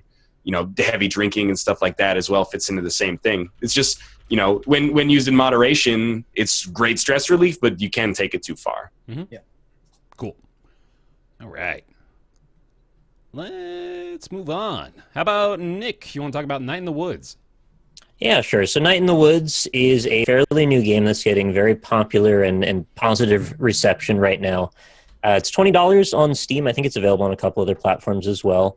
You play as a cat person named May, who has recently quit college and moved back home with her parents, and surprisingly appropriate for what right, yeah, I was just thinking that. So it deals with that situation of a person at that point in their life kind of reconnecting with old friends, and how their old town, which is a mining town in this case, has sort of changed and left them in a position where they don't really feel like they fit in anywhere. So there's a whole bunch of little mini games that kind of pepper throughout the experience. For example, your character is in a band and you do a little like rhythm game section. You can get into knife fights with your friend. They're friendly knife fights, by the way, and you stab at each knuckle. It's really well written, has a great soundtrack, very charming, and really relatable in a way that I didn't expect. The game is actually, I think it's about 6 to 8 hours long, and maybe 8 to 10, depending on how you play it. It has a lot of sort of multiple choice answers to how you do dialogue, sort of like a Mass Effect style thing, with branching paths depending on who you want to be more friends with. The majority of the game, though, is exposition, and it's got a little bit of that like Firewatch thing where once you've seen it, you'll take a couple different paths, but for the most part, it's just about your character's progression and how you interact with the other people in your little world and how you end up making decisions that affect that path. But just the writing has been outstanding, and I found it just so relatable to my personal situation that I've been kind of in love with the thing. Like, as soon as I'm done, I know I'm going to miss these characters. And I don't feel that very often about games. I actually was saying on Twitter the other day, like, somebody needs to make a little website you can go to where you can IM the other 3 friends every day and just get a little mini conversation tree that happens with them just to see what they're up to outside of the game. Because you really feel like they're people you've made friends with very quickly. That's cool. Not to mention just the way that the art is depicted. It's just got this charm to it. There's little cute details like May's ear twitching and just like really up close details on animation that you just don't normally see attention given to. So far it's been 2 thumbs up for me. I think I'm a little past halfway through it. I'm very eager to see it where it goes. I've heard the ending is satisfying, but I don't know what it is, and I don't want to know yet. But I've just been having a really fun time with it. Sweet. I recommend it to anybody that's interested in that kind of thing. As long as you know it's one of those kind of walking sim kind of platformy exploration kind of not super gamey games. Mostly about the story. Less interactive, more experience. Yeah. Yeah, it's mostly dialogue, and I've been playing it sort of like a picture book where I've just been reading all the characters' interactions and dialogue and just enjoying how they did it. Great. Is it, is there VO in the game, or is it all just text? No, it's all text. Okay. I was just wondering. Cool. Night in the Woods. The art and animation for that, like, it looks so good. Yeah. Looks great. Very characteristic, yeah. Mm-hmm. Great. All right. That is out, available now. It is $20. Cool. All right, everybody. I'll put in some knuckle crack sound effects there in post, but it's time. It's time for The Legend of Zelda Breath of the Wild. Who wants to take the podium? I do. All right. Do it. Good. The one person that hasn't played it. It's a pretty sweet game. I thought it was wild that at the end of the game, Link takes off his mask and you were actually playing as Ganon the whole time. Yeah, that was so weird. And then you get sucked back through time and you have to undo the things that you did on your first playthrough of the game, this time as Link Actuality. Spoilers. That's his name, Link Actuality. Link Actuality. It's made by Platinum Games. Spoiler warning. Spoiler warning. Don't, we let you know. All right, here we go. No, we're not actually going to do spoilers. We're going to try to stay spoiler-free. But Breath of the Wild is an open world game that actually delivers on the Choose your next words carefully. That actually delivers ready. on the promises that every other game company always makes with their open world games. Oh, goodness. And what are those right, promises, out of curiosity, Mr. Dig Austin? deep. Let's go. When people say, oh, you can go to that mountain over there in the distance and you can climb it and there'll be stuff up there. This is true.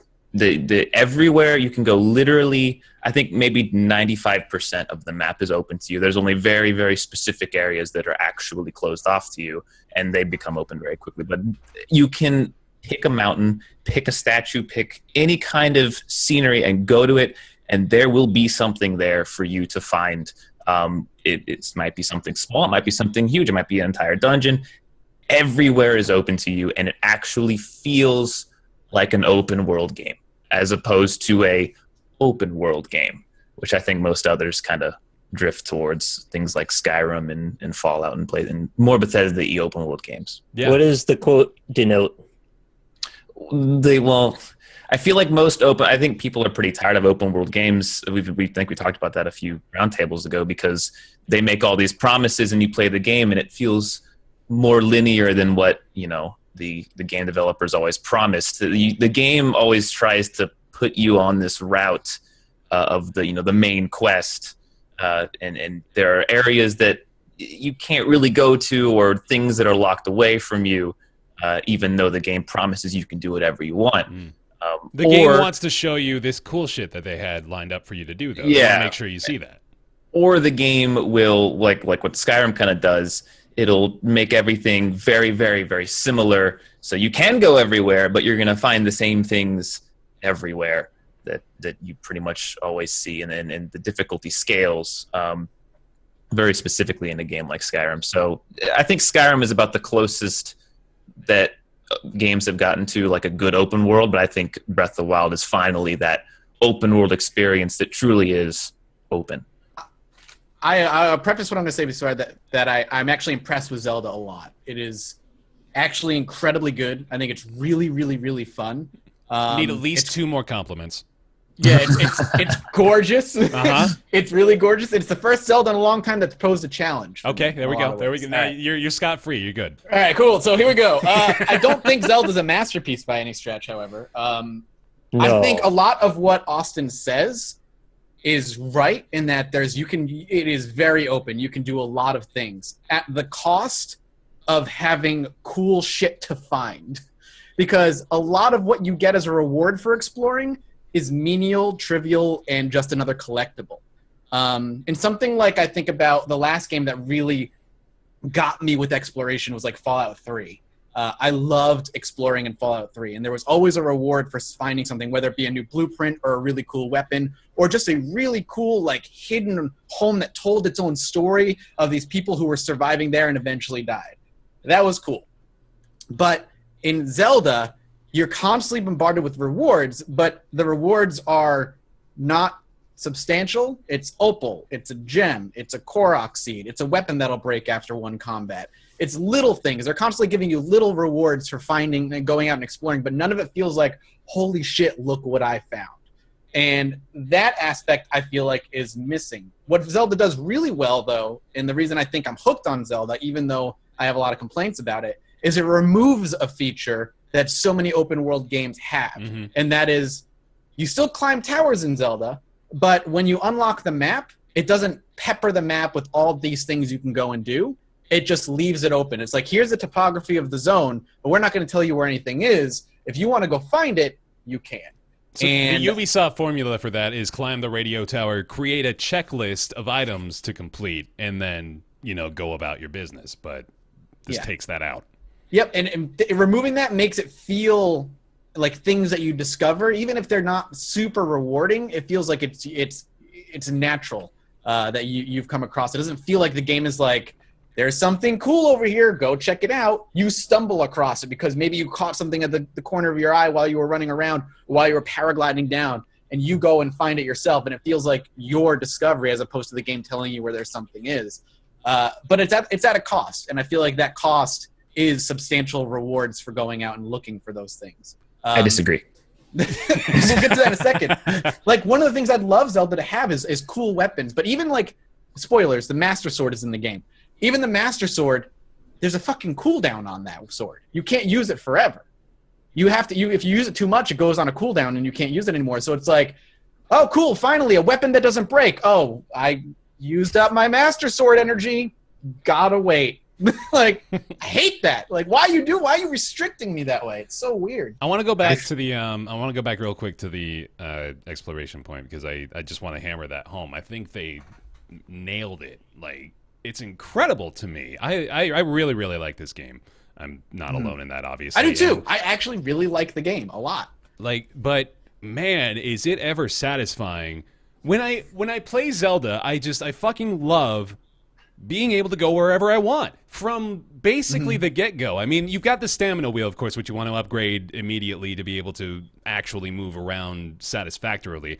But right away, you can go basically anywhere, and that's so cool. When I play this and then go back to play something like Horizon Zero Dawn, which is a fantastic game in its own right, I get a little disappointed because it's like, oh man, I'd really like to go over there right now. In Zelda, I could, but I have to like complete some arbitrary objective, or I just have an invisible wall stopping me for some reason. Like there's so few artificial impedances in Zelda and that just makes it so enjoyable to play because you very seldom feel like you're being limited. You have so much potential to just do what you want to do, and it's incomparable to me right now based on what I'm playing. Like there's no experience like it. It's so awesome. It's the first game in a long time that has made exploration enjoyable again for me, which I think is an achievement in and of itself. And I was not expecting a lot from Zelda, from Breath of the Wild, and I am thoroughly impressed with what they have. I think we had like an ideal experience going into Breath of the Wild here with a pleasant surprise, or at least I did. Like I had zero expectations, and I'm like, wow, this is reinvigorating my love for games almost. It's great. I'm in the same boat. If you remember back when Rob and Austin and I did the magic thing, we actually, there was an episode where we found the first screenshot that they put of Breath of the Wild. And we were tracing lines around where the skybox was because I honestly didn't believe that Nintendo would be capable of making an open world game that had that level of breadth. Yeah, of the wild. Hey, there you go. And it now. So as it turns out, they pulled it off, and I have to say it's one of the more meaningful open world experiences that I've played.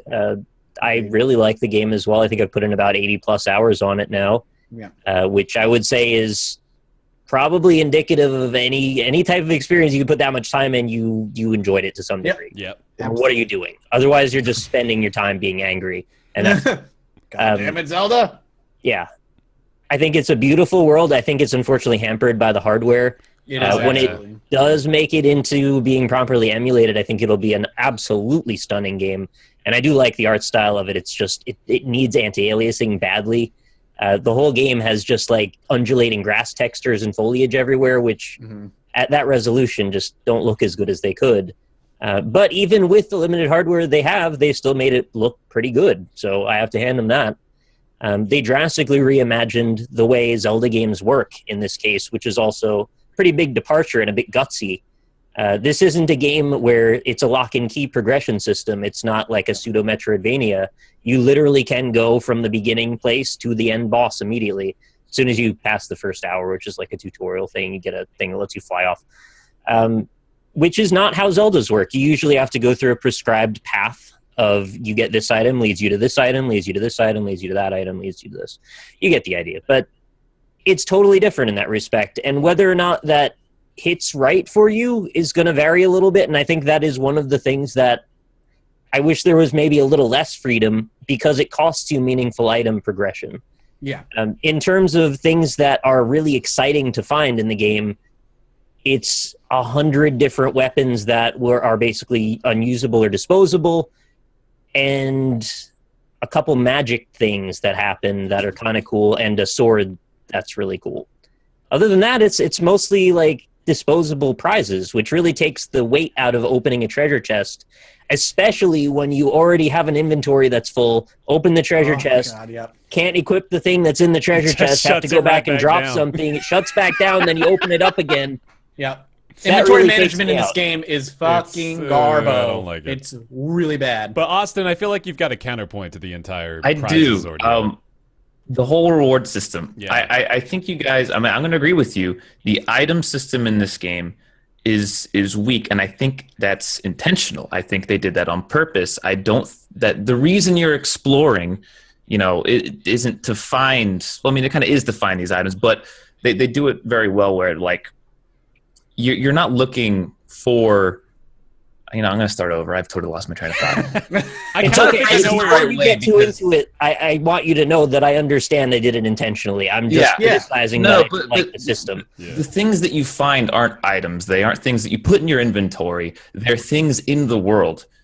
There's things that you see along the way, events that happen, the shrines that you find, the puzzles that lead to the shrines. Those are the things that you find that are insanely very beautiful and things that you want to see.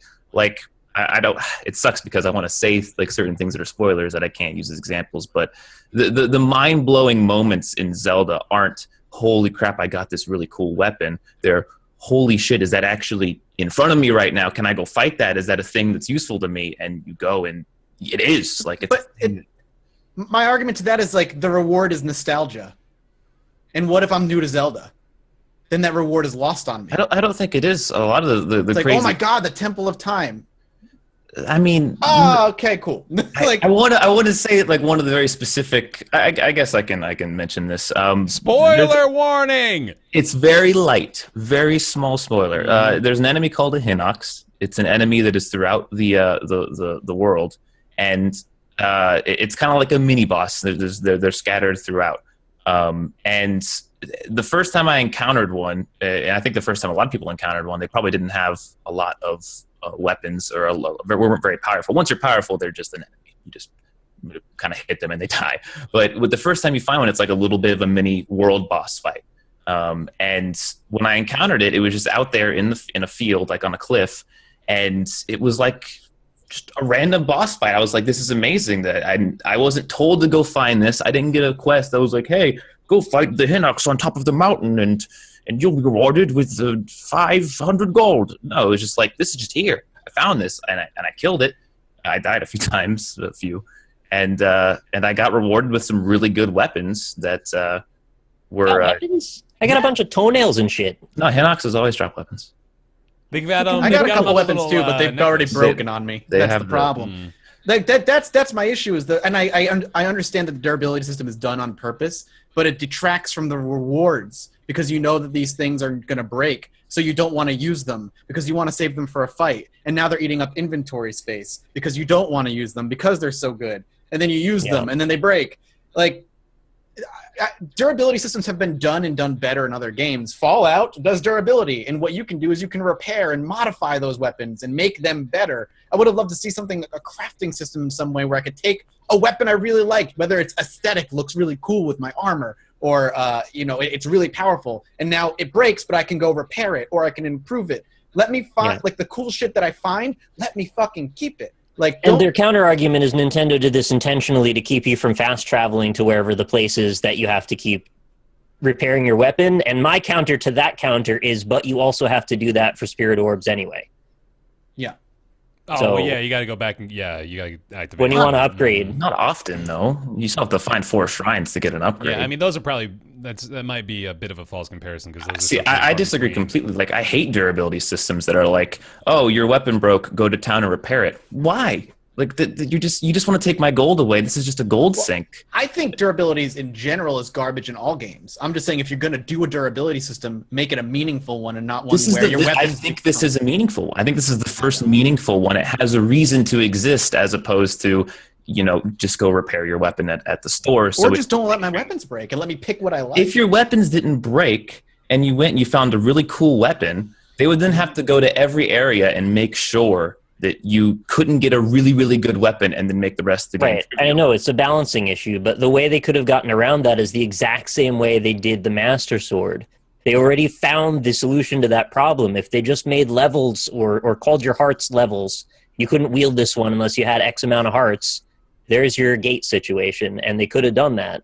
But then I got the Master Sword halfway through the game. The rest of the game, that anytime I find a weapon, it's now pointless. Like, there's no reason to pick up any weapons. Some people might want to use different types of weapons. There is actually an amazingly diverse set of weapons in this game. Mm-hmm. And I like some of them, but I don't want to depend on any of them because they all break in 1 or 2 instances of combat. I think the most divisive thing is the fact that they, for the most part, probably 90% of your weapons shatter within 2 or 3 enemies, and it's really bad sometimes. Like it doesn't seem like these weapons should be so fragile. You've got this big old bokoblin club that fucking weighs 30 pounds, bashing things around with it. Like, that thing's not going to break in 3 uses, you know? And I'm not arguing for the realism aspect. I'm just saying, like, you gotta give me something that can work for a little while at least. If you're you begin to find weapons that last. I mean, I don't want to say a long time, but they last much longer. You can get specific weapons that will have a durability stat increased. Yeah, that will last a pretty sizable amount of time, and you can use those to garner better weapons and fill your inventory up. I mean, I would say maybe the first 2 hours of gameplay, I had trouble with weapons. Like, I couldn't have enough weapons, but I hit a certain point where I fought that Hinox, or no, I fought a Guardian, and it dropped its Guardian weapons. And once I got those, I used those for more difficult fights like Guardians and Hinoxes and stuff, and that allowed me to get enough weapons to start this cycle where I was always replacing weapons with better weapons or similar weapons. I just never had a problem ever again. So do you think that's like the ideal outcome for Nintendo using this system? Is like they kind of wanted it to escalate that way? They were hoping that at the start it would be kind of difficult to come across usable stuff, and then by the midway point maybe you're starting to cycle out the not so good for the much better? I mean, I didn't like when I couldn't find weapons early on, but it solved itself so quickly that I was like, you know, that's okay. It was only the first couple hours. Sure. You know, another solution that I would have really enjoyed is if when you get towards the end game, there were maybe some really rare minerals you could find that would allow you to imbue a weapon with indestructibility, right? So that Make way, them super rare finds or something. exactly. Yeah, You could pick maybe 2 or 3 of your favorites in an entire playthrough and keep them after the case. And it doesn't mean that you don't still have that destructibility system, but you can get around it once the game is largely over and you're just cleaning up stuff. I just don't understand why in other games durability is shit on, but Zelda, it got praised. Like Witcher, I fucking hate the durability system in The Witcher, but at least I can still use my at least I can still use my broken weapons when they break. They are still usable. These ones, they're gone. Fucking yeah, like in into Zelda, oblivion. they just shatter, and now you're like, fuck. At least in Witcher, it's like my sword broke, but at least I can finish defending myself and get out. Like, why is durability shit on in other games, but in Zelda it's so great? Because that they when you're using your weapons, unless you're hitting the wall with your weapon, you're likely fighting an enemy, and there's very, very, very few enemies in the game that don't drop weapons. And so if you play well and you play smart, you kill an enemy. If your weapon broke and it killed the enemy, you can pick up its weapon, kill the next enemy, and eventually you'll get a good weapon that just will break instantly. All the bokoblin weapons, they intentionally break very quickly. That's why when you go to a bokoblin encampment, you're not getting out of there with a good weapon unless you kill it all and open the chest, and maybe the chest will have a good weapon. Oh, Ryan, you can just ask. Weapons don't auto-equip when they break. You have to equip a new one. So you have to go to the inventory every time. You hold down the right button, a little inventory thing comes up. You have to flick over to the weapon, let go, and then you have a weapon up. So imagine your finger is on the left analog stick and you need to go to the D-pad, which means you can no longer be controlling your character. But it pauses. Hit right. Yeah. It pauses the game. I find it really awkward even 80 hours into the game No, it's not time. great. The UI in the game is not fantastic. Yeah, but you can't control your character when you're doing that. It's really awkward. It pauses the game, though. You let go, you pause, and There's then that brief moment as you slide your thumb down. it's a fraction of a second. In combat. Yeah, no, the combat's not that crazy. You're not going to have a situation where that fraction. I am, and I did. I consider that unlucky. I never had a problem switching weapons. Here's the other thing about this weapon durability system, and there is an instance when it breaks a cycle, and that's when you're in shrines, because there are actually situations where to solve puzzles you have to use the stasis ability, which freezes an object in time, and then you wail on it with your weapon, which still has durability. They could have just made that excluded, but they didn't. I hate the fact that if I'm not hitting, even if I hit the ground with a weapon, it takes away from my durability on my weapon. I'm like, right, and I that's just pressed the wrong button, bro. Come on. Same story. Like if your weapon breaks when you're trying to solve a puzzle, you've then entered a situation where you no longer could potentially have a weapon that you need to solve a puzzle, and then you have to leave. Same with shooting arrows. Why does your bow need to break? That has nothing to do with it. Yeah, I hate that your bow breaks too. That's so weird. So they can reward you with new bows. But because your weapons break, none of the rewards feel substantial. Is my point. Yeah, this is like circular logic, right? Like you're getting rid of good things to give you more good things. That's just sort of a half measure. It's not like it's rewarding. Because if they gave you a good thing that didn't break, all the rest of the good things in the game are no longer interesting. This is a game where you can start it and go right to Ganon, though. Yeah. Like, it's open like that on purpose. Let it just, if I want a fucking weapon and I find a good weapon, let me keep it. But you can't break a weapon attack with a stopped item. That is not true. I did it just the other day, hitting a ball in a freaking golf mission. It has weird puzzles in it. It's all physics based now. Yeah. Really cool. I can see why, I'm totally okay with people disliking this system. It's understandable. It can be frustrating. I just think that once the system starts to work a few hours into the game, I think it really rewards exploration. And it's another tick on the rewarding explanation thing, finding the cool things, finding shrines, finding weapons. I'm still finding, I think yesterday I found the weapon I had never seen before, has like 100 attack. I was like, this is amazing. This is one of the best weapons I've ever found. Still now 60 hours into the game. Yeah, that's crazy. That is like you're starting to put it into a light that I can stomach a bit more. Like I'm not bothered by it. Like I find it an inconvenience, but I don't really care. Also, like I'd find myself just playing and just kind of getting accustomed to the system. But the more you talk about it, the more I begin to think that maybe, that it kind of makes sense that there's not necessarily just like a direct progression of weapon strength, and instead there's this sort of cyclical progression, where it's lateral, really. Well, I mean, there are better ones, but for the most part, it doesn't matter that they're better because they're all going to break. Have you fought a silver enemy yet? Well, I don't know. What's the silver enemy? On that it's just a more powerful enemy that appears later in the game as you progress. Super spoiler. But yeah, no, I can kind of understand the logic there, is what I'm saying. Like, it makes sense to me that if it does work the way you describe, which I am certainly inclined to take your word for that, like I could get behind being able to progress in that fashion, because I think it, would sort of continually encourage that same level of exploration, just like you were saying. Like, I think right now I'm wondering how long I'm still going to be inclined to go seek out further shrines and go into the nooks and crannies and really try to find stuff. But maybe that's the justification that keeps you going. In a weird way, you guys are kind of like, you're selling me on the game in the weirdest way possible, which is that this weapon mechanic is so divisive that I have to find out for myself, because I'm the kind of person that, at least conceptually, I'm like, just give me a gun at the start of the game, and then as I get further into the game, just change the gun, or the sword or something like that. I agree with Mathis that in The Witcher 3, like, my major complaint about the game is the durability, and it seems, and Austin touched on this earlier as well, it seems really like an artificial sort of chore to be like, well, my steel stick is now bent, so I have to go back and spend some gold in the town to fix it.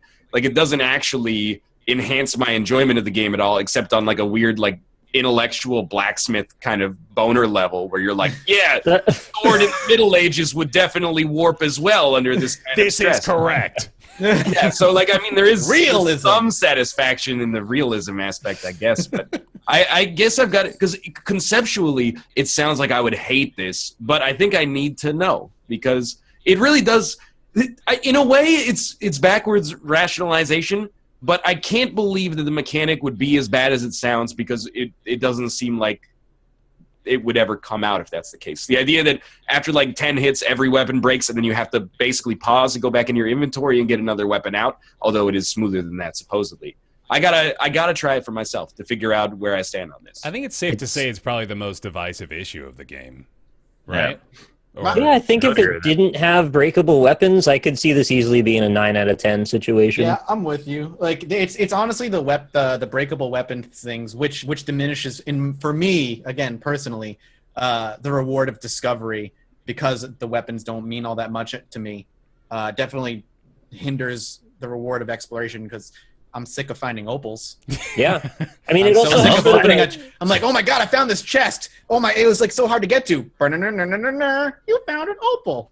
Yeah. I really don't even think that's as bad as your inventory is full, which is like 90%. Oh, God, yeah. Yes, But see, this is where I get confused. You say that your inventory is full all the time, but you're having problems with broken weapons. If your inventory no, my inventory is full of good weapons I don't want to use because I know they'll break. that's too good to use. It's psychic. It's a psychic problem for me. One of the first things I said when I started playing this game is like I have to convince myself to use the good weapons. Yeah, Otherwise, man, I'm gonna have 20 good weapons that I just never want to use because I'll never know when to use them. That's going to make the system bad for you. If you don't use the good weapons when needed, then I think we've like boiled it down to a science here, where like we want to have that badass sword, not to use it. We want everyone to see it. I want to appreciate the progression element of having gotten it. Yeah. That's what I like about The Witcher. I'm always finding weapons, and I can finally find one that's even slightly better. I get to switch it out, and it looks different, and it's cool. I hate that it breaks, but at least I can repair it, and I can still use it later on in the game. And I will want to say, besides a very specific kind of weapon, the better the weapon is, the longer it lasts. Right. Yes, there are weapons that do last longer. That is, I 100% agree with So there is a sense of progression. Your weapons do feel like they're getting better. Correct me if I'm wrong, but it's also like it seems like an unusual spectrum of balance for a game to not have weapons that get cracked, but weapons that actually are destroyed. Like typically, games don't treat weapons as a finite resource that they're like, consumable in this, gone. more or less. Yeah. Yes. Yeah. So I feel like there's, at the very least, there's got to be like some adjustment period there where you're like, this isn't really a weapon. This is like It's a consumable. ammo, Yeah. basically. Yeah, and being the type that 100% games and wants to collect everything, it just drives me nuts. I know it's a personal issue, but I think it's a problem as well. I think even on a base level, like those rare things are still out there. They're just in the form of armor. There's a bunch of. Were you the one that enjoyed the degradable weapons in Dark Cloud? Because that system was garbage too. Come on, it wasn't that And bad. weapons broke It was in Dark fine. Cloud. It was fine in fucking Dark hated that Cloud. shit. No. You're wrong, Ben. Don't you You're say wrong. that. Look, I also want to mention the crafting system in this being a bit half-baked. Like, they came across like they were going to make this sort of a big feature of the game, that survival mechanisms were kind of a big part of the experience. I think the cooking's good. It ultimately amounts in there's cooking, Yeah. and you can only do it in certain places, and that's it. You don't Oh, like you the can make a cooking, though? fire. You can also make a fire. Yeah. Yeah, you can make a System's fire, really- but you can't like do that. I mean, he does a little. I love Link's little hum. It's so cute. Yeah. It's so I good. like Well, I'm the thinking if there's boats, why can't you craft your wood into boats? Right? Like, why didn't they put that in? I mean, Because you can like fly around it and stuff. yeah, you don't really need it. But like, I think that there's only one point in the entire game where you actually need a boat, and that's to get to one of the islands. oh, you don't Otherwise, even need it then. Do you not? No. No. You know. Going to the technical aspect of the game for a split sec, I want to say I fucking justified chat. That game does not run at 60 frames a second, you Nope. psychopaths. That game barely holds 30 on television. It's my other complaint about the game that really drags it down for me, because I mostly play on TV. I've played it portable before, like in bed or something, but I play it on the TV, and that game will run 30 and dip into the teens occasionally. where In the there's, like, a lot of villages, stuff. dude. Oh, it Yeah, chugs. it goes and it stutters, It's and I so heard bad. it's worse on the Wii U actually, so It maybe is, it's yeah. worse for you. Oh, it's it's worse awful. in different places depending on which version you have. Go into the so, I don't know if this is a spoiler. There's one of the, well, okay, it's a village, and Yeah. the more people and things, it's just like you can tell when a new asset enters the picture because it's loading up. Like it goes There so are times slow. there are times even on the Switch where I've been fighting and the game will freeze for like a couple seconds, like just stop, and then Yeah, it's like, and we're going. Okay, I'm like, all swarms right, of got bats. it. There's swarms of bats that'll chase you around, and Yep, there's, they drop I'd the say frame maybe rate. 50 of them, all physics-enabled objects, all with dynamic shadows. And if you swipe through a bunch of those with a big sword, it's going to break the game for like a good 3 seconds while it recalculates.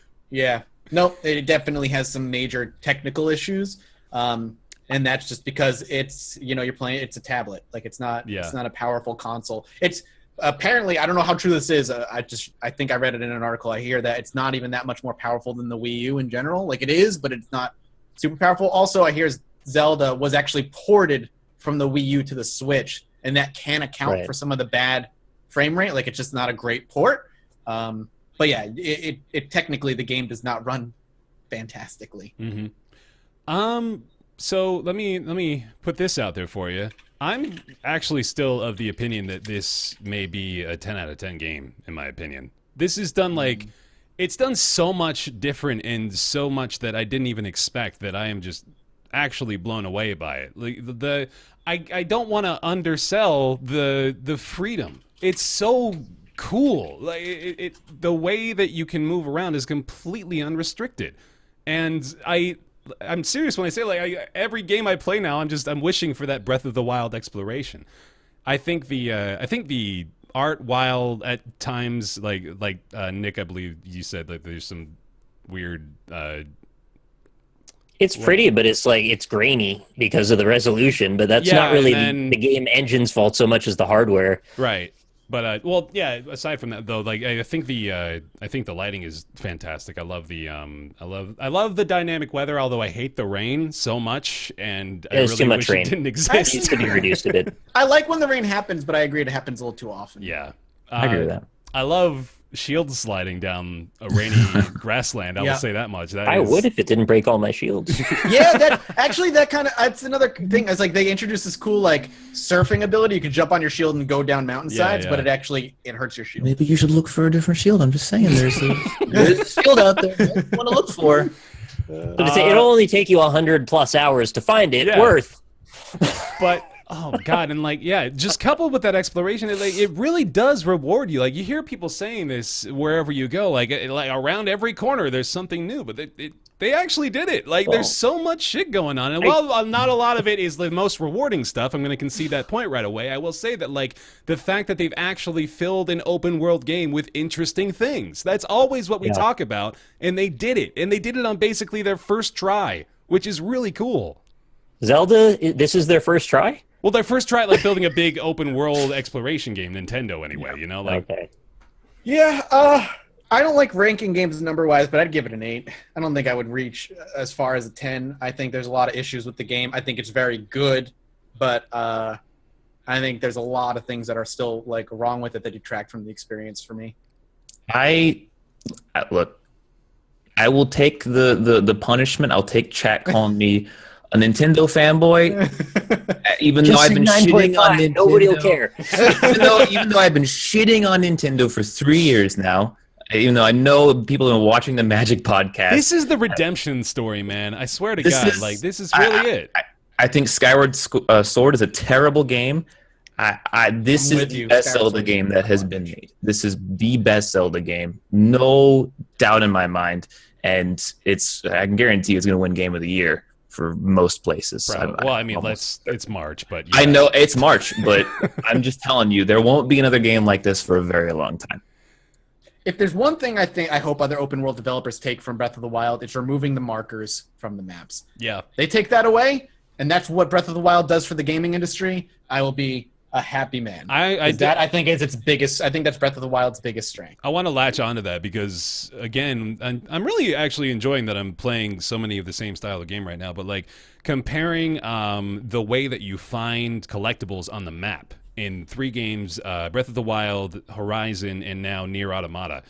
I love the subtlety of the distinction in Zelda, and I think that is like the way to go. This is kind of a minor thing, but I'm noticing it a lot as I'm playing these games, where in Horizon Zero Dawn, if you're walking around out in the open world, you can find the wood sticking out, you can find all the little herbs and the medicine, and they all have these big icons. They're kind of obnoxious. Like they're up there, and you almost can't help but go get them because it's like, go get this thing, you better make sure you get that so you can use it.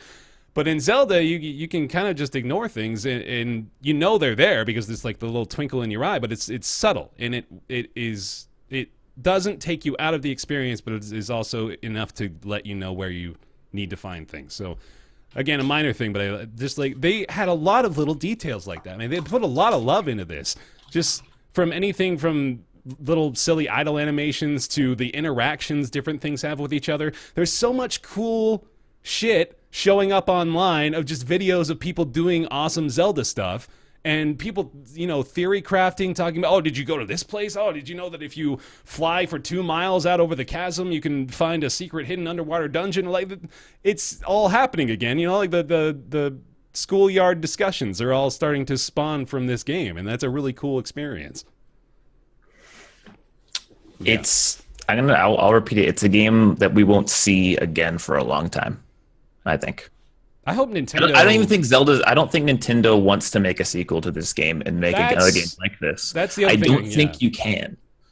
Do I really don't think this game it lends itself to being its own experience. If they did it again, it's going to start to feel samey. I don't think you can do it again. I don't know. How do you guys think? I wanted to ask, like, I would love for Nintendo to, well, I really hope they're learning from this, right? I mean, like, this is probably one of the best video game releases they've ever had, so I'm sure they're looking at the results and thinking, oh, people seem to like this. I would love for them to stick with this direction, wouldn't you?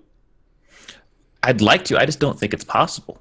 I think they did such a good job. I think anything else is going to look less good compared to this. Not even if they just like not even a Zelda game, but like a different world maybe. A game like this, no, you could, but Zelda-wise, Yeah. no. I mean, Zelda has too much character. They took all the things from old Zelda, put it in this world. You can't do that again. Yeah. We're not going to have a place with another Gerudo Desert that is going to be more interesting than the one they already had in this one. Let's hope that they give such a loving treatment to Metroid soon. No, I'm giving up on that. I'm serious though. I'd love to see like a good Metroid game again. That you saying that just physically hurt me. Metroid Prime in that kind of game world would be incredible, but I agree. don't believe they will make that. God, I would do a lot of bad things for a game like I'm that. sure you would. Hey man, you never know. How about 3 years down the road we're talking about that game? They didn't even celebrate its 30th anniversary. They do not give a shit about Metroid. I was going to say one other thing. Should I bother critiquing the soundtrack of Zelda? And think you probably all loved it, right? I can latch onto that, actually. I was sort of disappointed with the lack of a soundtrack, to be honest. That's I what it really is. thought It's there were a very lot of instances quiet. where music would help, but yeah. I think that was intentional. I know it was, but I didn't like it. Yeah. Just because something's intentional doesn't make it good. No, I found think it a bit the soundtrack annoying, is actually. underwhelming.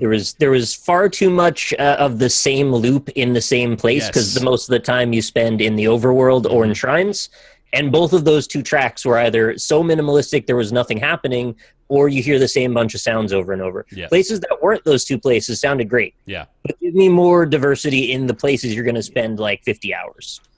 I think if they didn't make it minimalistic, you'd be saying the same thing even for every area. I think every area you'd be like, this track plays over and over. I think the fact that you go everywhere so much in this game, you go back to old areas so much, that if there was a big bombastic soundtrack in the background, it would get annoying, even if it was good. Yeah. No, I'm saying they could use the minimalistic soundtrack, but it needs more diversity within it. Every area There's had its own still- theme besides the Yo, shrine. and they straight up just need a new voice actor for Zelda. She's fucking awful. Oh. She's so bad. Why don't you just learn Japanese, you little bitch? They don't have the option to put into Japanese. Yeah, you can't use Japanese even You though it's can't. on the disc, and you've got to change your system to a different region setting. They could Really? just put Yep. the option. I would have switched it to Japanese. It's fucking bad Same. voice acting, but That you is can't. weird. That's Nintendo. That's Lazy, and they don't let you remap the controls. And I really wish you could have Yeah, remapped the controls. are a little iffy. They take a little getting used to, but yeah, didn't bother me too much. Yeah, I mean, shit, dude. Breath of the Wild, it's real good. It's got some flaws, Good game. but it's just real fun. Thumbs up. 7 out of 10. I will be very excited to play it again in 10 years when they re-release it as the platinum version on better On the hardware. Switch 2. And also, I will be very excited to play it on emulator. But we have to wait because 6 months from now, everybody's got to hate this game.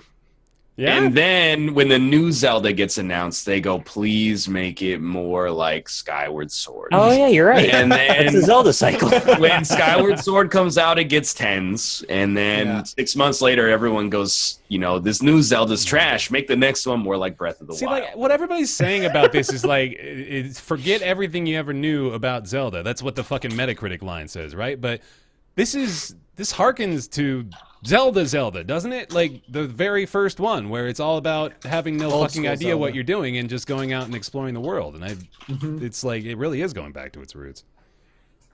Anyway, I agree. there we go. Breath of the Wild. We did it. We talked about it. Good job, everybody. Let's take that into everybody's favorite segment. It's time for Ask Roundtable. Ask Roundtable, the weekly segment where you send your questions over to roundtableyt@gmail.com. This week's question comes from Steven, who asks, what is the most interesting place you have traveled to or event you will never forget? Maybe not directly gaming related, but he wanted to know a little bit more about his favorite host. Thanks, Steven. That's nice. Boy. That's nice, buddy. I'll start, because I think we may have done a question like this like 2 years ago, but forgive me if I've forgotten, but maybe our answers have changed. Mine has certainly changed. I went to Iceland last year. That place is gorgeous. I'm jealous. You went to Iceland when it wasn't blizzarding. Yeah, I went to. Well, I mean, it was still pretty chilly, but we went to a tolerable Iceland. I remember specifically going to the most powerful waterfall in Europe, and that produced some blistering chills. However, totally worth it. I loved Iceland. It is gorgeous. They have these Icelandic ponies that are like horses, but they're just these little guys. And they got beautiful long hair, and they're just, oh man, you can go right up to them, and they just basically will have a conversation with you by looking for food all over your body. But oh man, I loved it. Iceland's great. What about you guys? Iceland is great. I only really done traveling because of this job, so they're all related. Oh, Ruka, what up? What's going on, dude? Cat. That was right up there. That's awesome. I think my favorite place I've been is Sweden. I think Sweden is a beautiful country. I'm actually, it's like on the brain because I'm going back in May, and I'm so excited. Nice. Old Town specifically in Sweden is gorgeous. A ton of old buildings. There was a Viking bar I went to last time where they were playing like live like Viking music and shit. Sweden is so pretty. I can't wait to go back. Hell yeah. Austin, what about you? I've been Texas? to a lot. Dallas, to San Antonio. I've been to a pretty wide variety of places. I've been to Arizona. I've been to Mexico, Florida. But the context is important. I think my favorite trip that I've ever taken was the first PAX. Not because I like Boston so much. We pretty much talked about how we don't like it very much. But that was like the first trip that I took on my own. Like everywhere else, I'd always been with my family. Family vacation. This was the first time I kind of went out on my own to a city I'd never been to. I'd never been to the north before then. And it was awesome meeting friends for the first time, and it was just a great experience. That beat any kind of like visual place that I've been to. Like, Mexico was beautiful, but getting the chance to go do something on my own for once was very, very fun. He's just sucking up to us, Chad. He's just sucking up. Come on. Sorry. I would also echo that same sentiment. I think it was a tie between going to Ireland for the first time and going to PAX 2013, which it was a pretty transformative moment in my existence because I got to meet all you guys in person. Mm-hmm. And I don't know, there was this sense like of camaraderie that I don't think I've quite experienced before, that I felt like I kind of like had real friends for the first time in my life. Was 2013 the one I weaseled my way in? I believe so. That's the infamous one, man. Boston 2013. Yeah. Yeah, it was really neat. I kind of like shadowed Ryan everywhere he went, and he was cool with it, and that was really cool for me. So I appreciate that, Ryan. Thank you. Hey, this is back in the day when like there was almost nobody doing Twitch and YouTube that went to PAX as media. Yeah. And you'd talk to people and be like, yeah, I have like a YouTube channel. And they're like, oh, that's novel. I haven't heard that 100,000 times this weekend, so that's cool. Those are the days, man. I still have your freaking business card from 2013 where on the back it's like over 150,000 subscribers, over 5 million views a month or whatever. What about you, Ryan? Yeah, no, it's definitely Iceland as well. Like it was cool to go to. Like all the PAXs have been fun, and I like traveling to San Francisco. London was cool, but very expensive. Oh my God, London was so expensive. Okay, Ruka is actually scratching your face right now on Mathis on the screen. Sorry, did I offend you? What did I do? He knows. Hey, don't eat that. Don't talk about London. Yeah, but Iceland was really cool. Like, it's just such a different looking country. The environment is so different than any place I've ever been that it was like it was almost alien. And then like we went to like the hot springs, whatever it's called. I think it's called the Blue Lagoon, which is like amazing. It felt like we were on the moon, and then you're like in this hot spring naked. So there's a bonding experience there to start with. And then it started like hailing on us. Oh, these wow. like chunks of hail that they were the size of golf balls, but they were the size of like, I don't know, like a small ball bearing or something like that. And you're like, this is actually painful. It's just hitting me on my cold, bare skin, but also like, you know, it's kind of transcendental in a weird way. So that place was cool. I mean, Japan's cool as well, but it's not that not American, if that makes sense. Like, yeah, I get what you're saying. All right. it's, you know, because of globalization, like it's easy to get around in as someone who speaks English. So not that Iceland isn't, but Iceland is also like being on an alien planet. So Iceland holds on to a lot of its Nordic roots. You guys make me want to go to Iceland now. It's great. man. Iceland pretty cool. is one of those, like, you go there with the intention of just like disconnecting from the internet and enjoying the beauty of Iceland, and it's like You guys want to go to Iceland? Iceland is like I was going to suggest I that would because go in a there's a heartbeat. place where you can go to watch the Northern Lights, and they Yeah. have a hotel with just open domes that you sleep under, and it's heated and it's warm and comfy, and a bed, and you just watch the hell Northern. yeah. The I Northern think Lights that's are fantastic. Iceland is beautiful desolation. Like, it's just empty land with the land all cracked and coming up and meeting each other. Like, it looks like it's just like a zone in World of Warcraft. yeah, it's so beautiful. Yeah. When I was trapped in Iceland, we went to go visit. Paradox hooked us up with a visit to the CCP offices for EVE Online, and it was a whiteout blizzard, and our cab was like flying on the highway. Cars were pulled over like with their hazard lights on, waiting for like the whiteout to end, and our guy was just like, "We're going." I'm like, well, this is how I die, going to see EVE Online, a game I don't play, as this guy speeds down a highway in Iceland. But hey, you know, at least I died in a It's a foreign cool country. story. Yeah. Oh my, it was horrifying. Me and the guy I was with, we just looked at each other, we're like, Yeah, Iceland's beautiful though. The Northern Lights are actually mind blowing. When we Yeah, went I've to got to them, see like, those. That's oh, on my bucket list for sure. Absolutely you guys, incredible. I mean, Nick, you can't see them from where you are in New York. I think it's happened, but I haven't been able to. It's always cloudy. I definitely saw it like a few times as a kid, and I only lived, I don't know, maybe like 4 or 5 hours north. I think it's also to do with like the desolation of not having any like light pollution, right? Yeah. If you're out in the wilderness, Yeah. like Well, yeah, that, we were out in like a fucking cabin out in the middle of nowhere, literally. So yeah, That's was awesome. That was I can't really even bad. see stars where I live. Like, It's you that's walk part of the outside at experience. nighttime and it's like, is it like 4 p.m. or 3 a.m.? I can't. You want to be out in the middle of nowhere, just looking up at the sky. That just sounds awesome. Oh yeah. Yeah. it's great. This will not surprise you, but like we were at dinner, and everyone was like, "You gotta go outside. It's the Northern Lights." And then I was like, "What's?" Just like who cares? Well, I was like, I've seen them before. I went outside and I was like, "Oh, it's those look pretty good." And then everybody took photos on it, and then the next day we looked at the photos, and they were just all black. Oh yeah, no, Yeah. you get nothing. Need a special camera set up for that. Yeah. All right. Well, thank you very much, Stephen, for that a little bit more intimate question. Appreciate it, buddy. If you got a question for us, feel free to send them on over to roundtableyt@gmail.com. And it's time for everybody's favorite segment after their favorite segment. It is Nick's Weird Games. Ryan, what was your karaoke song of choice? Is that a bad idea? Right for you right there. I mean, there was a lot of rap music. Oh, I should have guessed. Yeah, all right. Well, You get Mambo number 5? Bob the Builder number Mambo number 5. Bob the Builder Man.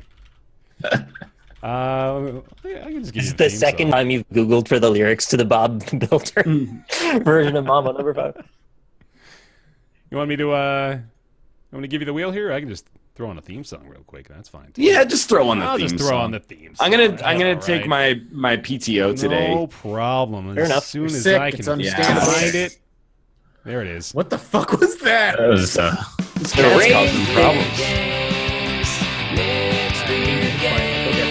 Oh, you probably. Oh, I got it.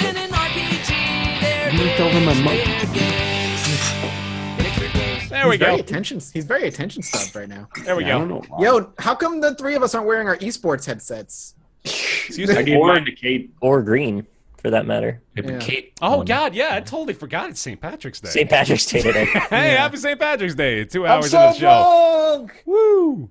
All right, Woo. it's Nick's Weird Hey, let's Games. do it.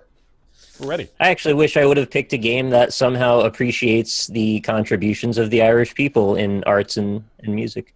Well, I picked a game that has a green box anyway, so that's about as close as we're getting. We're doing a 360 game today, All right, hell yeah. but it's not exclusive to the 360. It was actually released on Windows and PS3 as well, so you kind of get an idea for the era. It's actually probably one of the most recent games that I've brought onto the show, so I have a very strong feeling Ryan's going to get this one. Let's do it. Steel Trap for a Memory, and this is right on the edge of consciousness for most people, I think. I'm just going to give you the date first. It was May 2011 was the release, developed by Splash Damage and published by Bethesda. Can you get it right from that? Is May 2011? Star Trek Ascension or whatever. For It North sounds America. like Brink. Done. Dude. Brink. Oh my God, Brink was. Oh, yeah. I Nailed it. should remember Fucking that. nailed it. Mhm. Wow.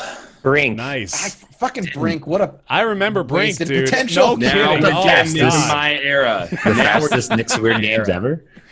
I'm running out of ideas, but this one I thought was just far enough out that it might have been possible you wouldn't remember it. Start cycling through Brink- that 360 library, man. I'll start rattling off some points. Brink for you. is like up there with like Shadowrun, Yeah. that multiplayer game. I thought this was slightly better than Shadow. Brink is actually kind of fun. Like, Yeah. I had some good times with Brink, but it is just, man, like that. It went away That's fucking faster blue than it box. showed I'm up. talking about the edge, bro. Oh, I remember Brink, dude. That's nuts. That was Yeah, the so it's a- parkour FPS. Team-based parkour arena Yeah. shooter. With sort of like a TF2 vibe That too. flopped in like a week. Yep. Yeah, it didn't really go. They tried to keep it anywhere. around on Steam for a while, and it didn't do well. I thought it was all right though. There's a lot of weird like FPSs from that era that never really took off, like Shadowrun, and then the Syndicate reboot. Like Yeah. they're all in the same camp of Oh like God, Syndicate. I remember Gritty, that. futuristic sci-fi shooters that weren't yeah. good. You want to know what their movement system for this game? It was called SMART, which is an acronym. You want to take a guess at what the acronym was for? Yeah, let me get this.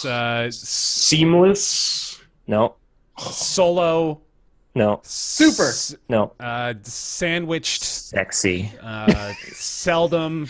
Smooth. Smooth. Okay, what was it? Mobile. Smart.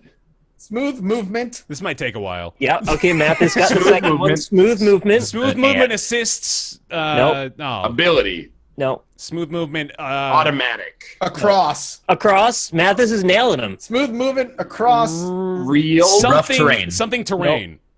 Okay. Yep. You nailed Yeah, the what's terrain. the You got to R? guess what the R is, and the R is the hardest one in the whole thing. Rudimentary. Rugged. No. Radical. No. Righteous. It's a word you wouldn't expect. It's random. Racist. Random Smooth terrain? movement across Oh, random random. terrain. Okay. All I right. thought you meant the word was random. It's like the This doesn't rutabaga. seem right to me that it would be random terrain. Yeah. No, that's weird. They just wanted the acronym. Yeah. Dope. It's weird games. So the real challenge was guessing the acronym more than this. All right. Shit, fam. Good shit. 100. Hey, everybody, thanks for watching this episode of Roundtable Live. We appreciate you. Thank you very much. Before I forget this time, I want to make sure I thank our Patreon supporters. Thank you very much for the continued support over on patreon.com/roundtable. That includes Julian Avelsgaard, Jonathan Graham, Scotty119, Penn Gillette, Christopher Flagg, Joseph Boss, Oren Saltzman, Michael Bush Larson, Colby Klein, TJ Majesty, Greenlight. Oh, TJ, by the way, uploaded a compilation of all the Nick's Weird Games theme songs from episode 1 to episode 25. So kudos for that one, buddy. Appreciate it. Greenlight, Talks to Walls, Chaos, big fan of Inside Baseball Theorist. That's a good one. Mediocrities, Brizzle Brit, Positron, Myth Scarab, Eric Schooley, and Justin. Thank you all very, very much for your continued pledges over there on Patreon. If you have missed an episode, you can catch the VOD over on our YouTube channels. That is BaerTaffy, Mathis Games, and Rock Lee Smile. Thank you very much, Austin, for joining us again. Honorary member of the table. Where can they find your stuff, bud? Twitch.tv/last_gray_wolf. Sweet. I mean, every day, 1 to 6 p.m. Central. Playing more Breath of the Wild, yeah? Yeah, still on the first playthrough, so yeah. That's crazy. You can follow us over on Twitter at RoundtablePC. You can catch the show discussion over on our subreddit, roundtablepodcast.reddit.com. And that is it. Follow us here every Friday at 3 o'clock Pacific, 6 o'clock Eastern. We will be back next week. Thank you very much for watching the show. I'm going to get the music as soon as I can find it. There it is. Thank you very much for watching. And we'll see you next time. Bye-bye. Good night, everybody. Later.